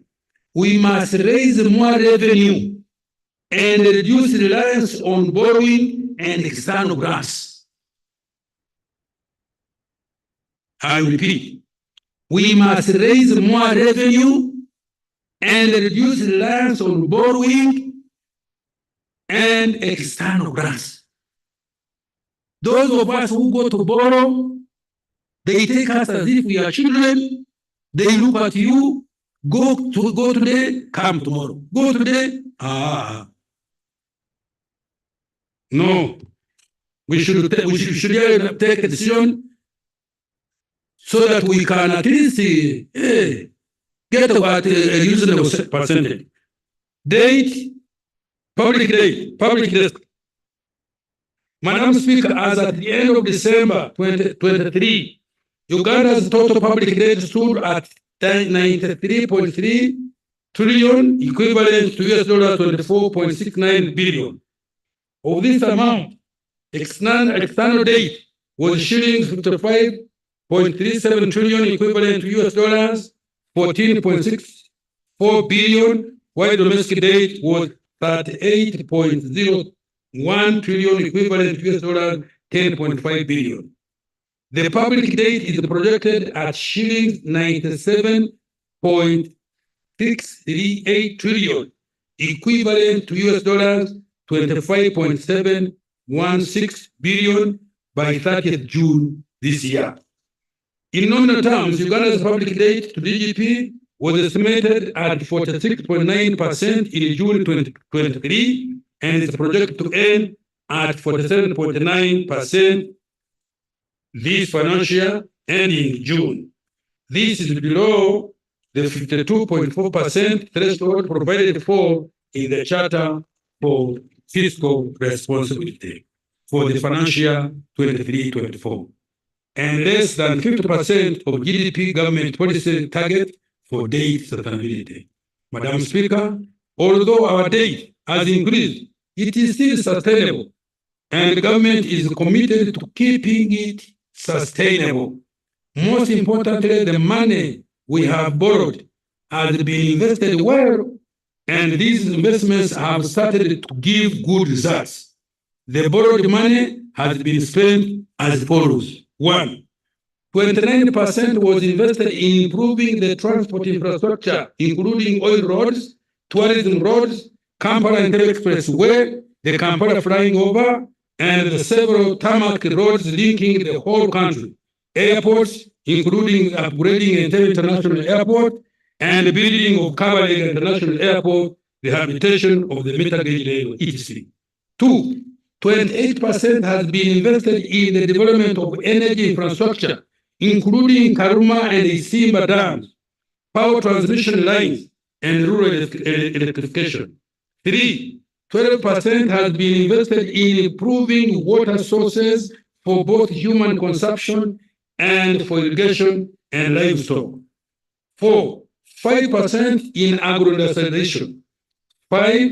The development of industrial parks, extension of national backbone infrastructure, which has improved the quality of internet and communication, as well as investment in education and health, among others. Nonetheless, the ratio of total debt service to domestic revenue, excluding maturing domestic debt redemptions, is projected to increase to 40.3% in financial 24-25 from 23.4% in financial 23-24, above the threshold of 20%. This is the reason government has committed to exercising caution in borrowing to ensure debt sustainability by implementing the following measures. 1. Prioritizing concessional borrowing where available and reducing commercial borrowing at high interest rates. Such a borrowing shall only be for very few strategic and high impact projects. 2. Strengthening capacity for domestic revenue mobilization. 3. Controlling government spending to ensure allocative efficiency. 4. Boosting exports to increase foreign exchange inflows. 5. Ensuring project readiness and the quality of public investment to increase the return on investment. Now I conclude. Madam Speaker, in conclusion, the economy has fully recovered from various shocks that have impacted it in the past 4 years. It is now poised to accelerate towards takeoff, powered by value addition to our agricultural raw materials and the abundant natural resources, growth in industry, tourism, and innovations by our country. This budget is greatly for Ugandans still stuck in the subsistence economy. Countrymen and women under this category take a full advantage of PDM and other wealth creation funds, as well as other support services to join the money economy in any of the 4 sectors: commercial agriculture, industry, services, or ICT. To the private sector, this budget is anchored on the 10-fold growth strategy. It presents to you a multitude of opportunities. It has invested in a number of interventions to further improve the business environment. The macroeconomy is stable. Infrastructure is improving. Affordable capital has been provided for you to engage in value addition and export. Electricity is now reliable, and the government will work hard to reduce its cost. Regional markets are expanding, and barriers to market access are being removed. Therefore, take a full advantage of these opportunities to create wealth and prosperity. Have we agreed with the businessmen? Yes, please. Yes. To the youth, this budget offers opportunities. You, the youth, listen. To acquire more skills, access finance, innovate, and develop new and better products. To those with talents, I assure you that creative industry is going to be supported. This budget is the beginning among many in the medium term intended to open up doors for you to escape unemployment and manipulation by self-interested individuals and groups. Take full advantage of the opportunity to make money and live a productive and long life. Like some of us. To the women and mothers of the nation, the budget has provided funds to improve your health, to ensure that your children are born in safe hands, are immunized, sleep under mosquito net, drink clean with safe water, and are educated in nearby schools for free. The budget has also allocated billions to support your businesses, however small they are now. To the elderly, persons with disabilities, and other vulnerable persons, wherever you are in this country, the budget offers several social safety nets, not only to shield you from poverty, but also to ensure that you can be productive and begin to live a decent life. To the gallant men and women in uniform, at the rank of captain and below, who are serving in the UPDF, in the Uganda police, in the Uganda prisons, in internal and external intelligence services, this budget contains the first installment of enhancement of your pay. Continue to serve your country and keep it as safe as you have already done. Happy belated Heroes Day. Madam Speaker, as I step off this podium, I would like to call upon all Ugandans to embrace the President's message. Let every adult Ugandan engage in producing a good or a service for sale. That way, we shall be able to create a bigger pie for the greater good of our country. I dedicate this budget to all the wealth creators. Madam Speaker, with that passionate statement, I wish to beg to move. Thank you. Thank you so much, Honorable Minister. Honorable Minister, everybody appreciates your budget this year, and that's why you can see nobody has been slept. We want to congratulate you so much, and we want to thank you, Honorable Minister. And by extension, we want to thank the President for the clarity of your delivery of the budget speech for this financial year. Thank you so much, Honorable Minister. Next. Remarks by His Excellency the President. Honorable members and distinguished guests, as I said, Honorable Kasaija was performing a delegated role. The Chief Minister of Finance now is going to give us briefs on his budget. I now take this opportunity to invite His Excellency the President of the Republic of Uganda, Yoweri Kaguta Museveni, to make his remarks on his budget. Welcome, Your Excellency.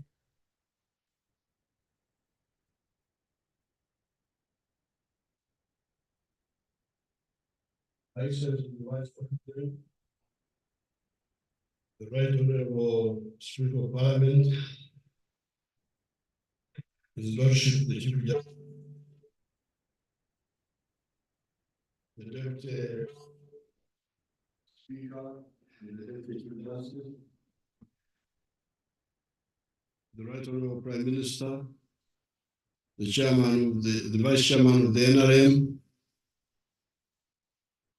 all the other leaders, and the wananchi who are listening.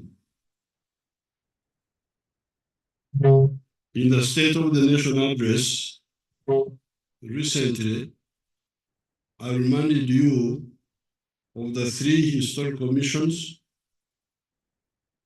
of the African Revolution.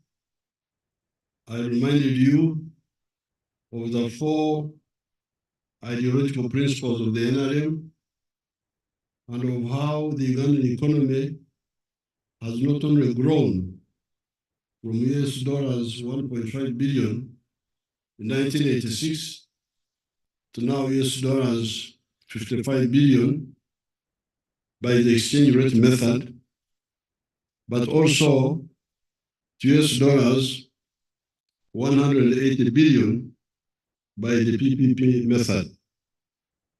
I think the economists should get time and explain to you this difference between GDP by the exchange rate method, which is what the minister was talking about here, and GDP by the PPP method, the purchasing power parity method. The exchange rate method shrinks our economy because we are still importing items from abroad unnecessarily. We are importing unnecessarily.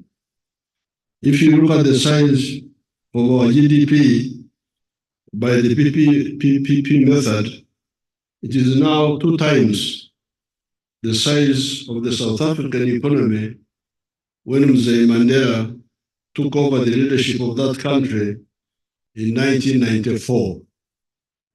Because at that time, the GDP of South Africa was about 80 billion, 89 billion or something.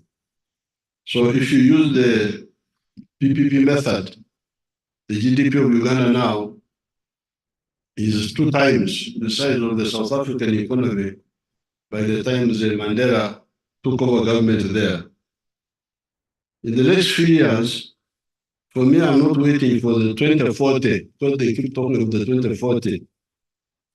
We shall catapult the economy to the size of the USD 500 billion. Why am I sure of this? It is because much of our economy today is comprised of raw materials that are in value nominally 10% of the value of the final products. By adding value to coffee, maize, forest products, minerals, etc., our economy will grow exponentially. You have seen the exports in this year, they grew by 38%. You saw the figure there, which the minister was showing you. Export earnings in 1 year from $4 billion to $7 billion. Rate of growth 38%. Because we are just underutilizing everything. This is the problem. Uganda importing furniture. You can imagine that? Importing furniture from Dubai, from India.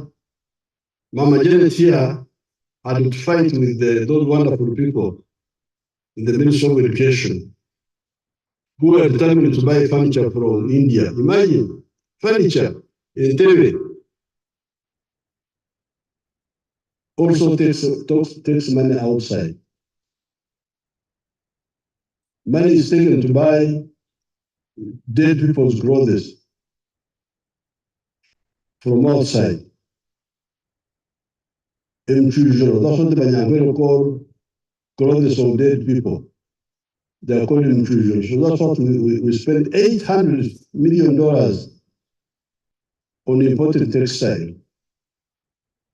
The shirt I'm putting on is made here, 100% Ugandan. This shirt here. Why should we import textile? We had some issues with the traders here, the people they call traders. What they call traders are the importers. How about, there was a man called Warusi Mpanga in the 1950s. He was buying cattle from the Ankole area and bringing them to Kampala. He was not an importer. He was an internal distributor.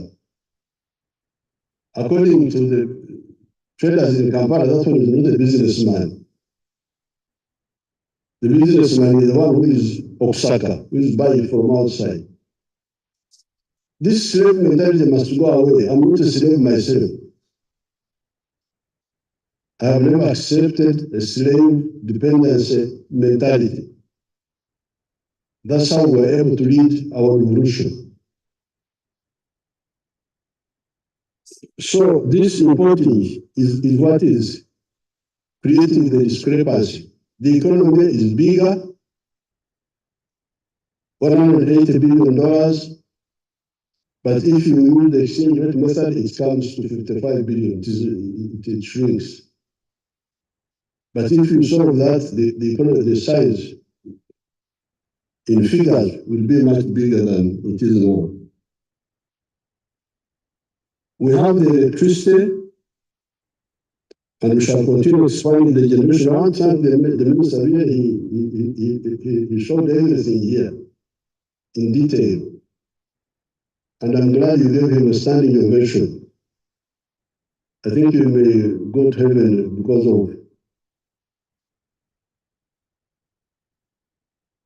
of showing gratitude. Entertainment equality. Entertainment equality.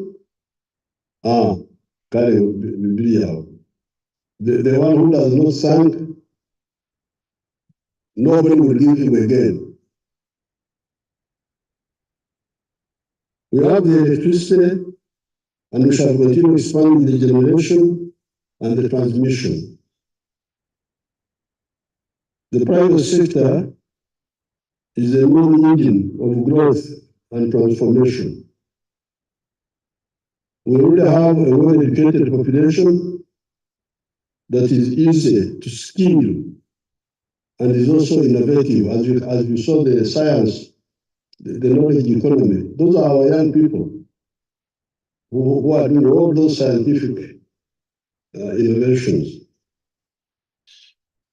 In order for the economy to grow, the only thing I can add on now, because I don't want to give a long speech, in order for the economy to grow even more, we need to be competitive in the products we produce. And the minister conveyed my message very emphatically, which I will repeat at the end of this short speech. But in order, we need to be competitive in products and services we produce. Our products and services must be cheaper and of better quality than products from other countries.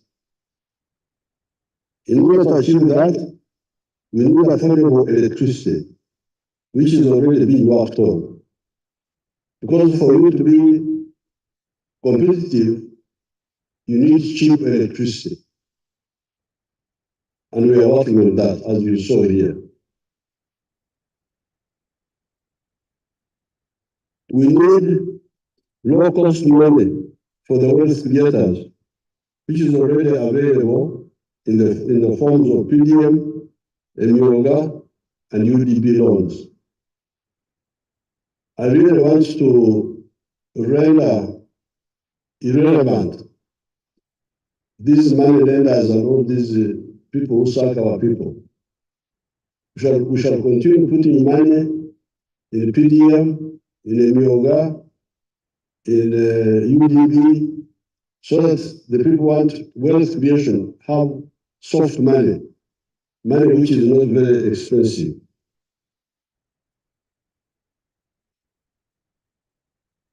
Labor, so we have electricity is going to be cheaper.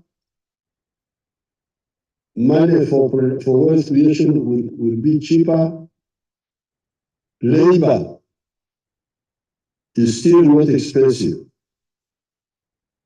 However, and those are the crucial factors when you are producing a good or a service. The cost of electricity, the cost of the money you borrow, the labor cost, the wages which are being paid, the salaries which are being paid to the workers. However, to further handle the issue of the cost of production that will render products and services uncompetitive, correct this in my speech, this should be uncompetitive. We must reactivate rail and water transport for cargo. This is what is missing now. Electricity is being worked on, money for borrowing, for production, not for importing. We are not giving you soft money for importing. If you want to import, you go to the money lenders. You go to these other fellows, the commercial banks. But if you are a wealth creator, we have money for you. The cost of labor is still low. But how about the cost of transport? Transport, not for people who are going to nightclubs. Those can pay whatever cost they are charged. It's up to them. If you don't want to pay, you will stay home. So when I say the cost of transport, I'm talking about transport of goods, cargo. That's why the railway is our next big target. Railway for the goods, and especially for the goods, even people, but mainly for cargo.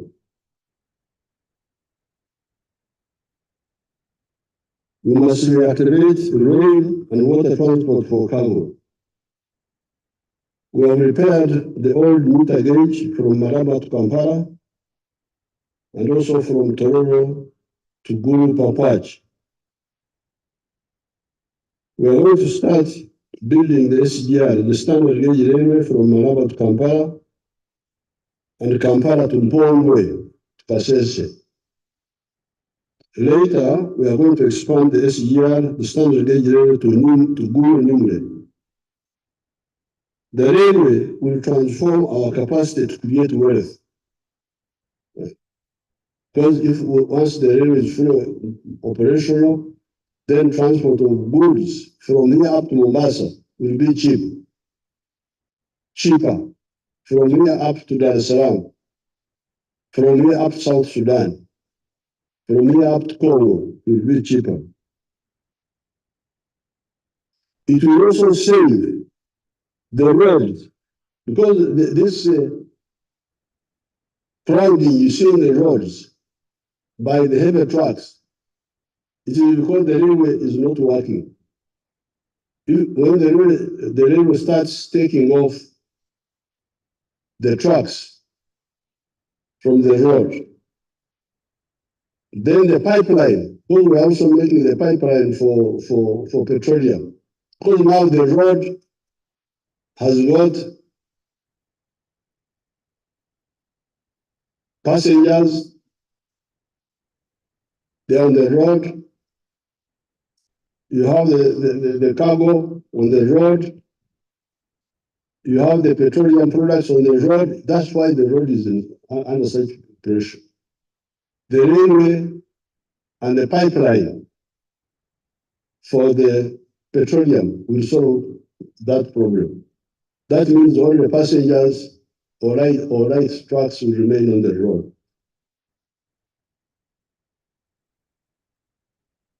It will cause less pollution and consume less fuel, because on the road you spend a lot of fuel stopping, because of the slow movement.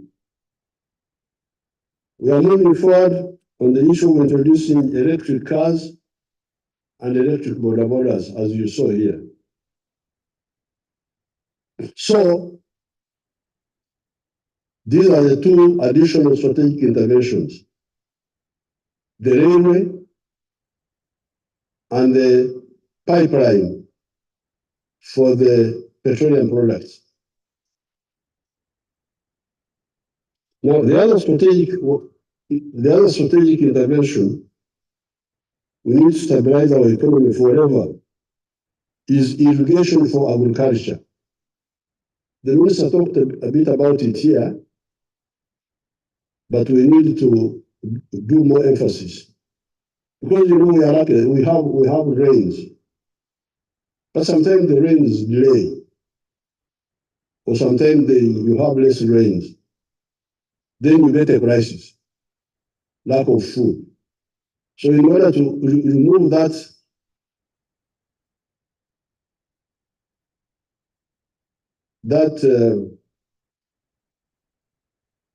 occasional disturbance, we must have supplementary agriculture arrangements. Much of the time we shall have the rains, but if the rains don't come, there is standby irrigation. With this, plus what I said in the State of the Nation address, and what has been said in the budget, there is nothing that will impede us. Because you remember in the State of the Nation address, I addressed the issue of regional integration, solve the issue of the market. The NRM is a mission-led organization. We don't come into politics to improve our CVs. Former this, former that, please. We are not here to improve our CVs. No, please. We started fighting from the 1960s because we had historical missions. We had aims. That's why we cannot move. We must achieve these aims, and we have achieved them, as you can see. We have achieved some of them.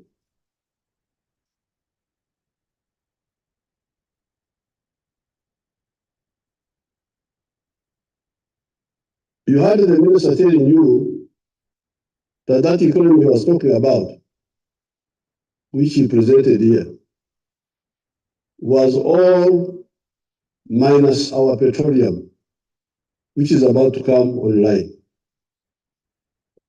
When that comes online, the story of Uganda will be a totally different one.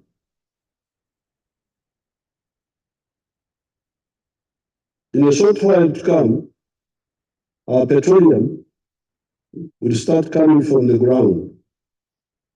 This will enable the government to earn an extra $2 billion per year, assuming today's prices.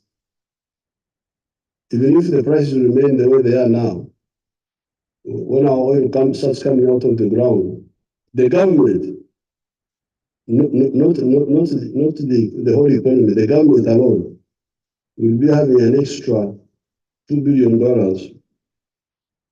per annum.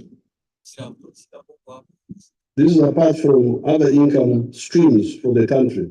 This does not include the money to private groups and so on, but to the government. This oil money will never be used for consumption. If the NRM is in charge, we shall never use this oil money to import perfumes and whiskey and what have you. Never. It will never happen. It will only be used for infrastructure and science development. Therefore, strategic items like the railway and the irrigation will be funded by us directly. So this business of borrowing, of this and that, we will stop. For the infrastructure, for the railway, the power stations, and the science infrastructure, we shall use this oil money to do that, but not to import those takatakas. No, those ones you continue the way you are doing now.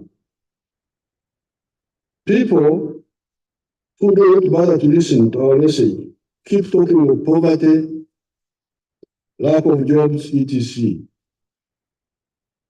You had I'm very happy the minister and his staff, finance, are now finally capturing properly the message of the NRM.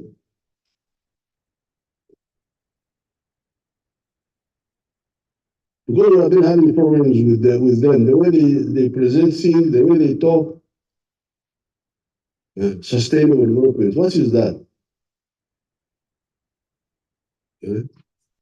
What does it mean? One time I asked, what does a sustainable pregnancy mean? That somebody is pregnant sustainably, never produces a baby. Nature provides that you have quantitative growth and qualitative change. Pregnancy, after 9 months, becomes a baby. A baby, after some time, changes into something else. That's how life is. You cannot have a static situation indefinitely. So we are very clear that prosperity means an adult person participating in producing a good or a service and selling it. And when we say participation, he may be the owner of the product or he may be an employee, but he will participate in producing a good or a service and selling it. And if you do that with with the proper mathematics, you will get prosperity. That's what I've been telling you.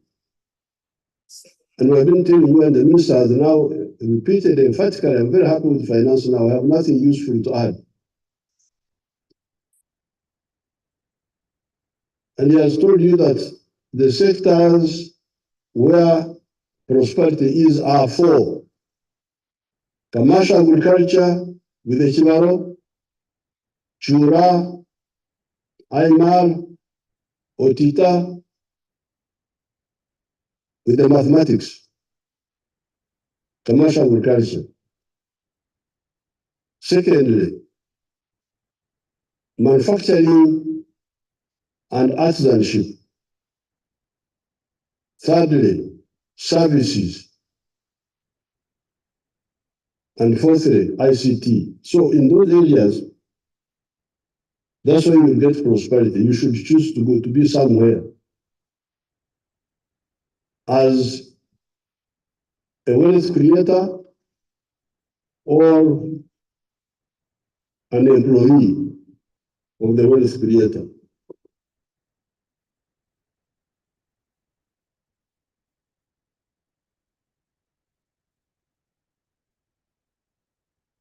Now, those who bother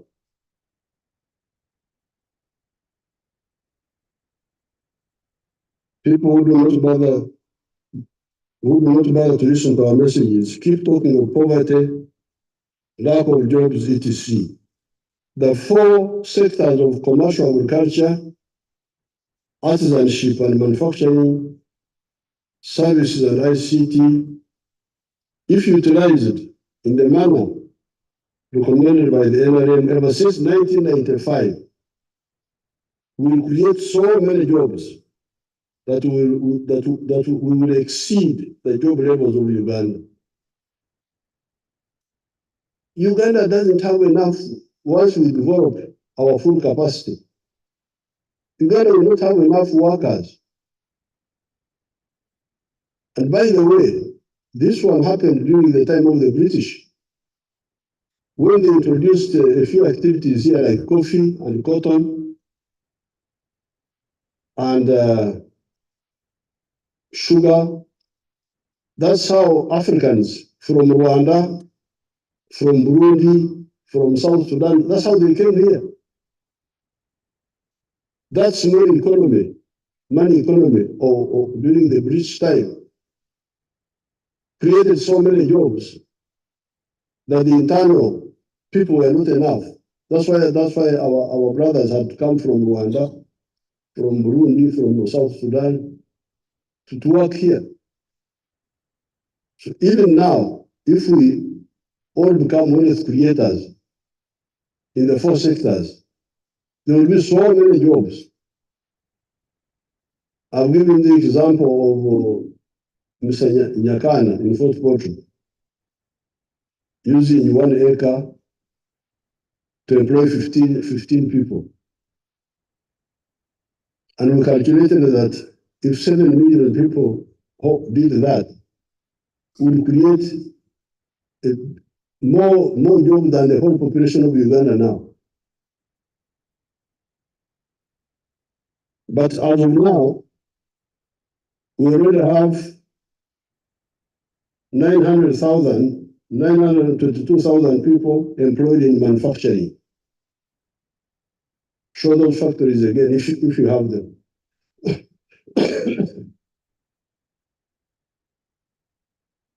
Show them on the screen, the factories.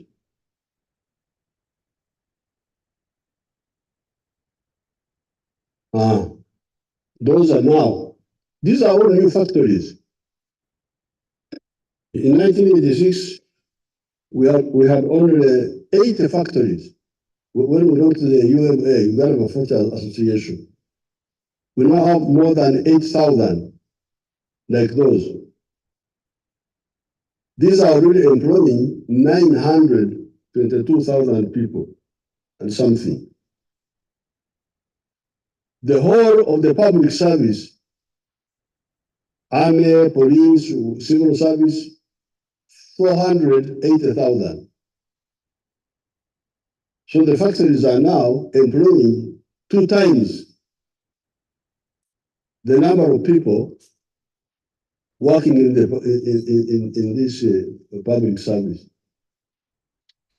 So those are jobs. The jobs are there, but you must be qualified for them by doing the right thing. All those are jobs. New jobs, you can see all of them are brand new factories. They are not all.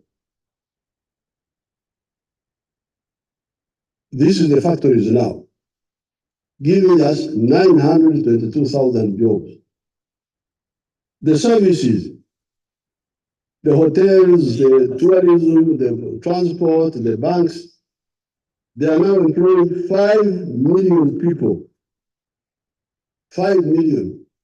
Look at show that factory, the one of the factory. The one which was there now. Put it back. The one which was showing here. Those are hotel. Go back to the one you had shown.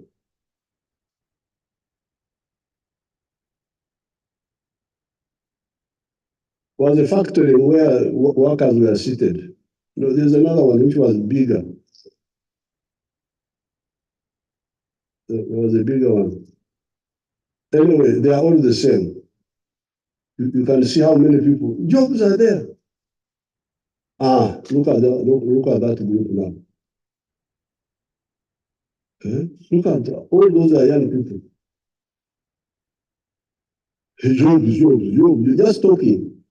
They don't listen. And then they have their wonderful papers. Like the wonderful, what do you call the monitor? That's monitor group. All of you are wajinga hao.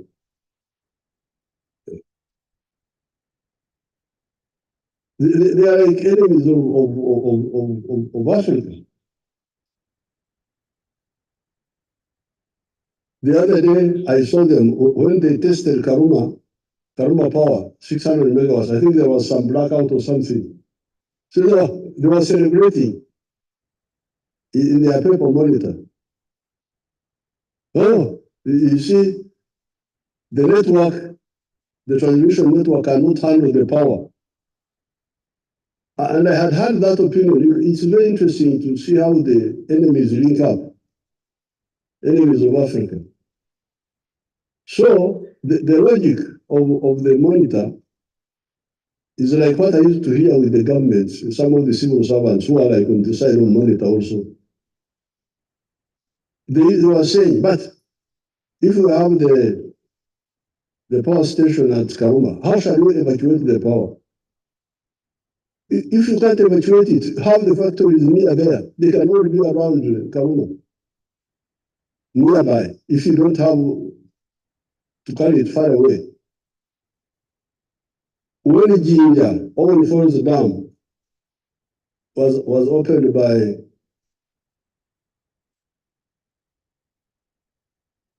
Queen Elizabeth in 1954,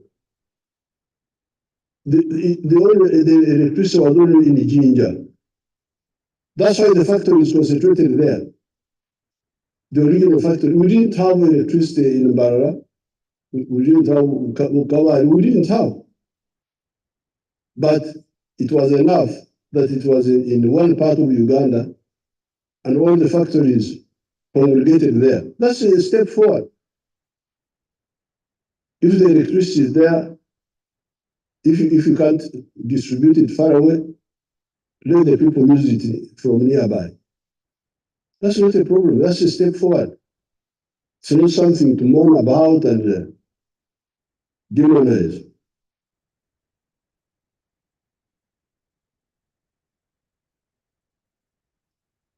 Now, the ones employed in services, the 5 million, 40,000 of them are employed in ICT. Then 66,000 are employed in mining and quarrying. Now, this is just Enozo. Enozo is a word for when somebody gives you something to taste. In Ntulamo, at the trading center, if you found the women selling local beer, you could say, Mbaze Mundoze, give me the Jaribu first, the taste, let me taste. He tastes this one, it's not good. But by the time he has finished 6, he's drunk and he said,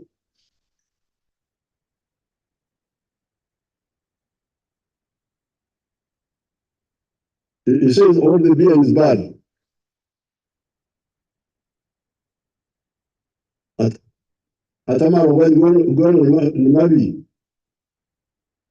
So here, what we are showing you, you show the hotels.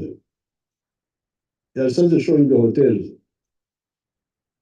the services on the picture.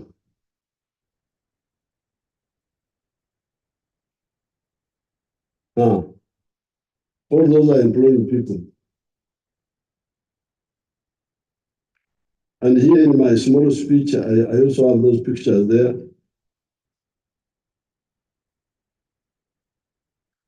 I have those pictures.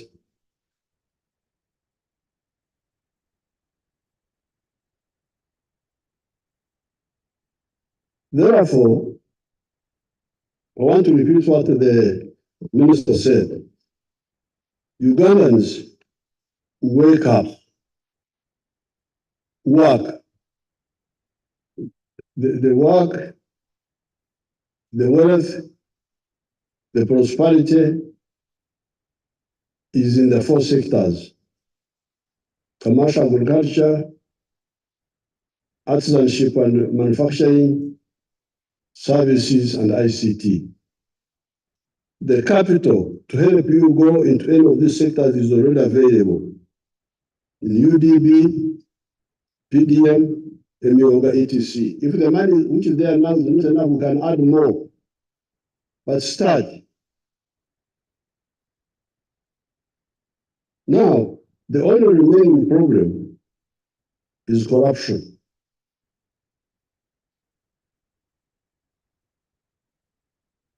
As I said the other day, we are going to stamp out that corruption. It's really amazing how people do not see NRA is a very powerful force. I don't know how anybody thinks he can play around with it. We are very soft. We use soft methods. We never force anybody. We always talk. I am like a pastor, preaching. Repent, you are going to go to heaven. But they don't know. I don't know why they forget that we have got a lot of capacity, a lot of power, which we shall use if necessary. I really can't get it.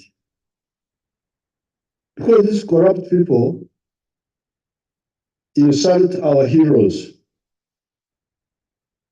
The other day, we were in Mpenja celebrating Heroes Day. Now those heroes there in Mpenja, we were told there were 250 skulls of dead people. They are there in just that village. Now in the whole of Uganda, we lost 800,000 people killed. 800,000. In Luwero, we gathered 30,000 skulls. There were 70,000. So this sacrifice, that's how you are here, you fellows. Excellency President, Excellency Vice President, Right Honorable this, Right Honorable that, His Lordship this, all those powerful people, Honorable, I don't know what, they are all here. On the blood of our people. You had the one in Kenya, they were still talking about Akasimo, their small this and that. They sacrificed and we are here.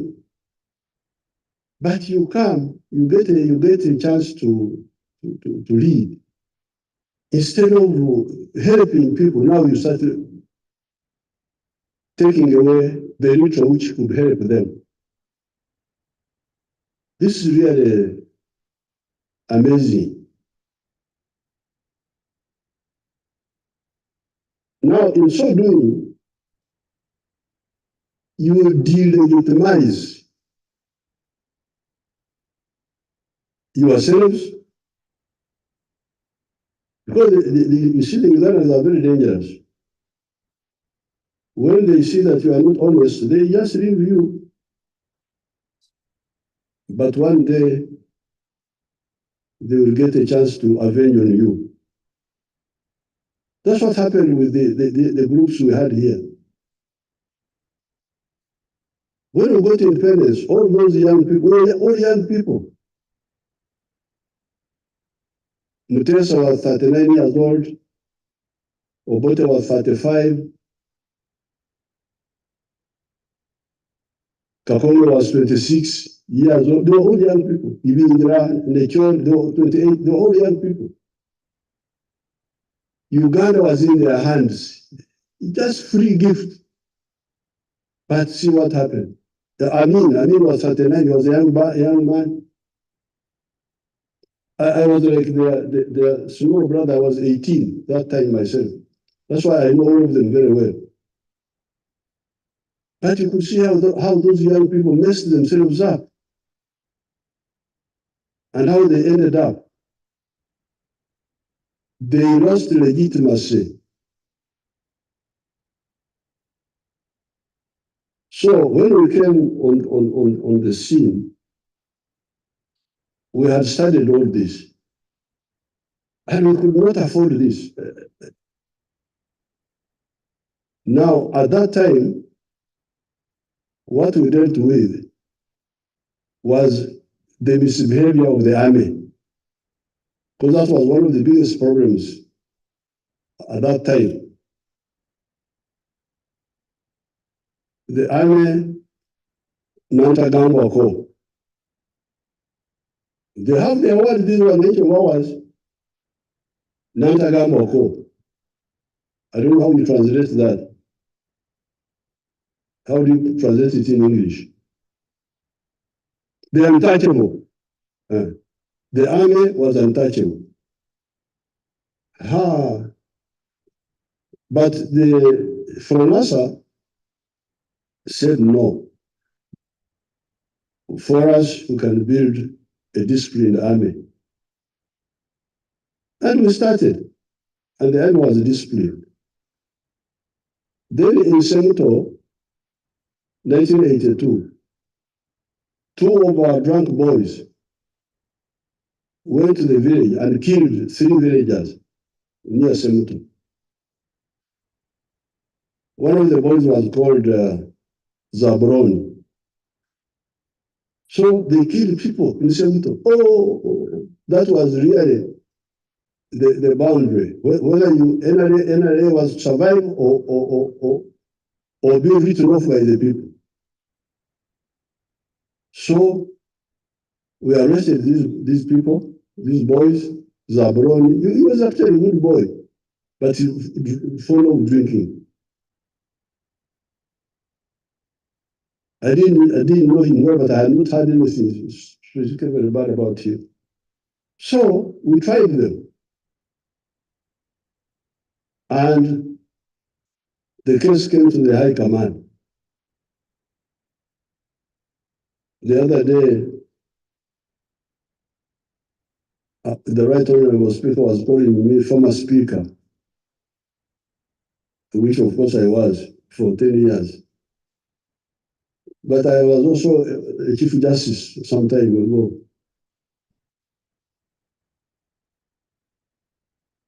So, in the High Command, we had somebody who had studied law at Makerere, a man called Jim Mwezi.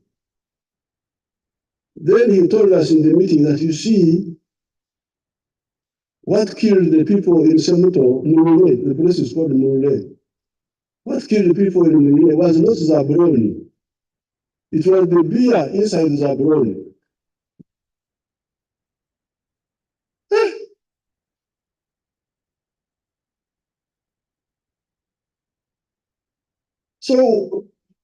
So what do we do now? How do we separate the beer from Zabron? Because Zabron was a Chidomara carrying the beer, which made him kill people. So what do we do? We have to shoot those children, those young people. Shoot them in public. This is how the NRA was built. Because when we did that, the Baganda said, Bano Barnamazima. And that's what the end of all this group. UFM of Kaira, when they were talking to Buganda, there was nothing. The Walech could not listen, but they had seen Amazima. Ntubano Barnamazima. These are the people of the truth. So therefore, I want you people, especially the Africans. I'm very glad CJ is now talking of the alternative justice, which is really the indigenous justice. Because this is justice of the wigs and all that, when you sit there, some of it is, for instance, with the African people, the problem of murder.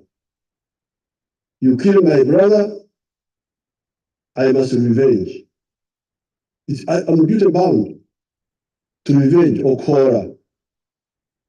Because if I don't, the spirits will kill me, of my brother. My brother's spirit, for whom I did not revenge, will go against me. So the only way you can escape revenge is Okaraba. You go back and, for the Africans, we've got restorative justice. It can be punitive, retributive, but it is also provides for restorative. To say, okay, please, don't revenge me. Let's sit down.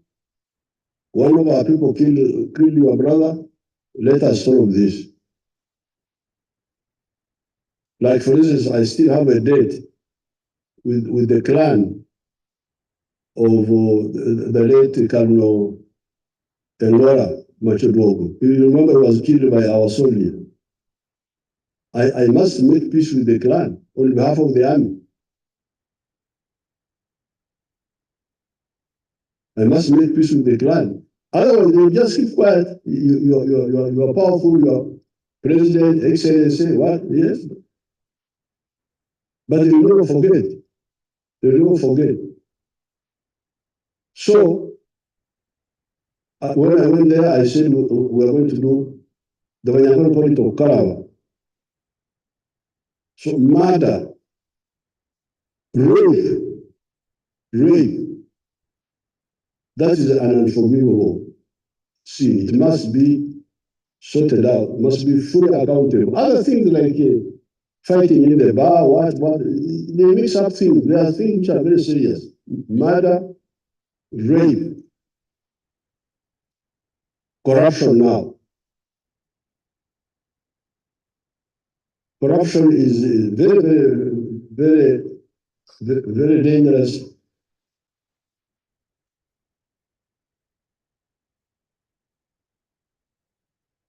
And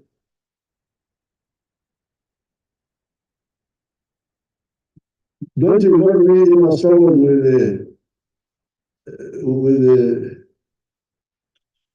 the commissioners and so on. Those are another matter. But corruption.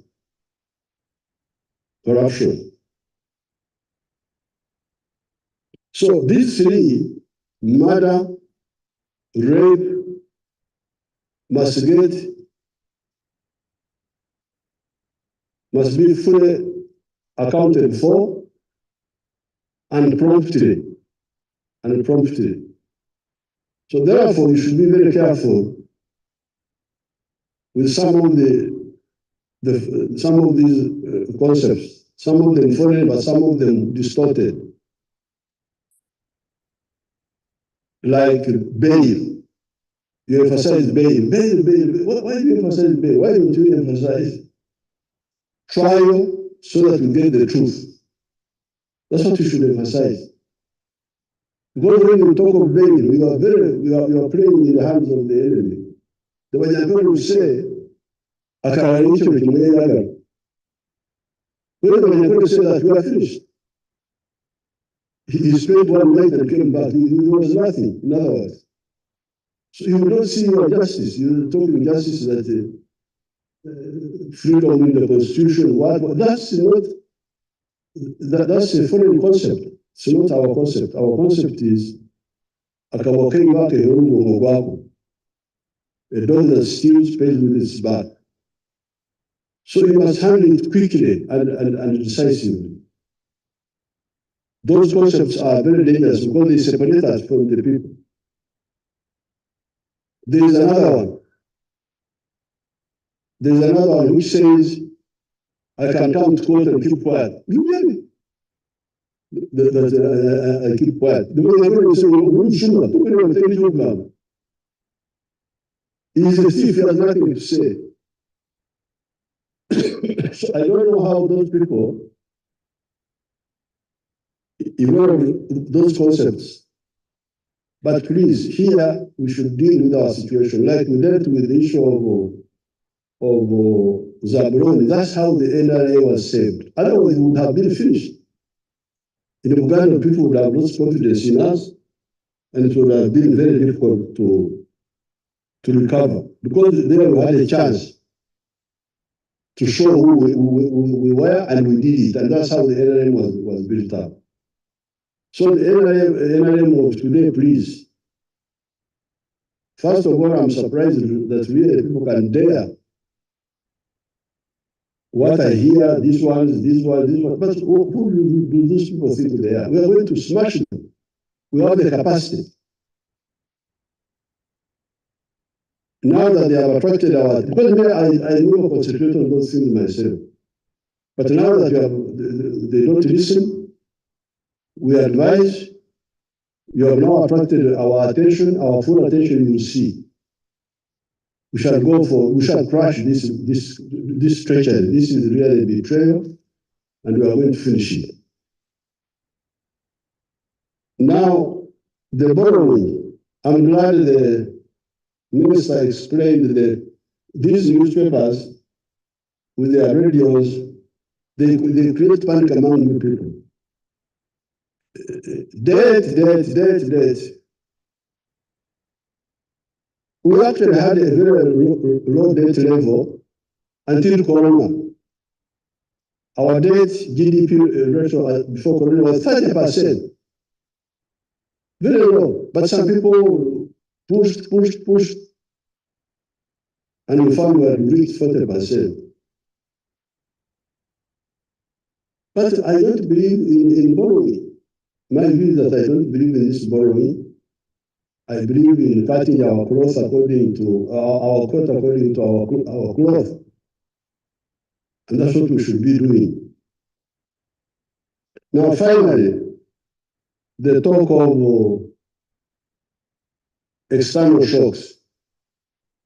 External shocks. Which ones now? That there was a war in Ukraine, and that you are importing wheat from Ukraine and Russia, and now you're going to die. But why don't you eat muhogo? You remember I said, why don't you eat muhogo? Why do you eat wheat in the first place? Me, I don't eat wheat. I don't eat rice. I have my foods. For the last 18 years, I have my foods. The only time I ate rice was when I was in Tanzania, fighting Yamin. So the external shocks, which one now? Now, the only one we have is petroleum. That one we are still importing from outside. Very soon we shall have our own petroleum. So therefore, let's concentrate on our strength and stop all this diversion. With these few words, I congratulate the Minister of Finance. He has done it now very well. I have nothing useful to add.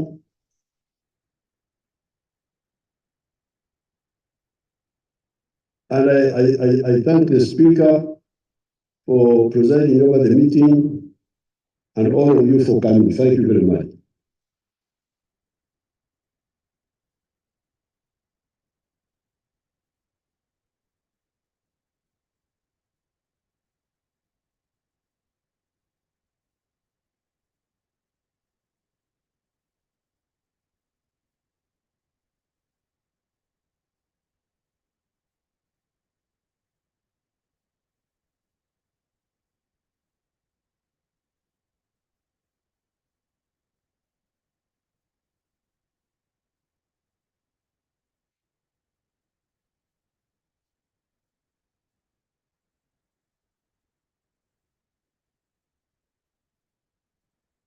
Your Excellency, I want to thank you so much for fulfilling your constitutional obligation of delivering a successful budget speech.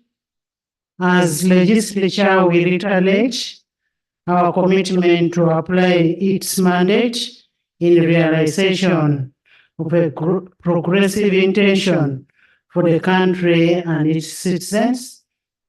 And we still pledge that whenever we are needed, we'll be available to do whatever we are required to do. You have our unwavering support as legislature. Thank you so much for honoring our invitation. Adjournment. Once again, I want to thank you, Your Excellency, and Mama, and all the dignitaries that have been able to make to here. We want to thank you for honoring our invitation. We also want to request you, as we finish this special day of the President delivering the budget speech, national budget speech, we want to invite all our guests to Serena for an evening. You're most welcome, all of you. Honorable members, the House will reconvene tomorrow, Friday 14, 2024, to designate members of the sectoral committees in furtherance to Rule 187 and 188 of the Rules of Procedure. The House will reconvene at 2 p.m. in Parliament. I now adjourn the House to tomorrow, 14th at 2 p.m.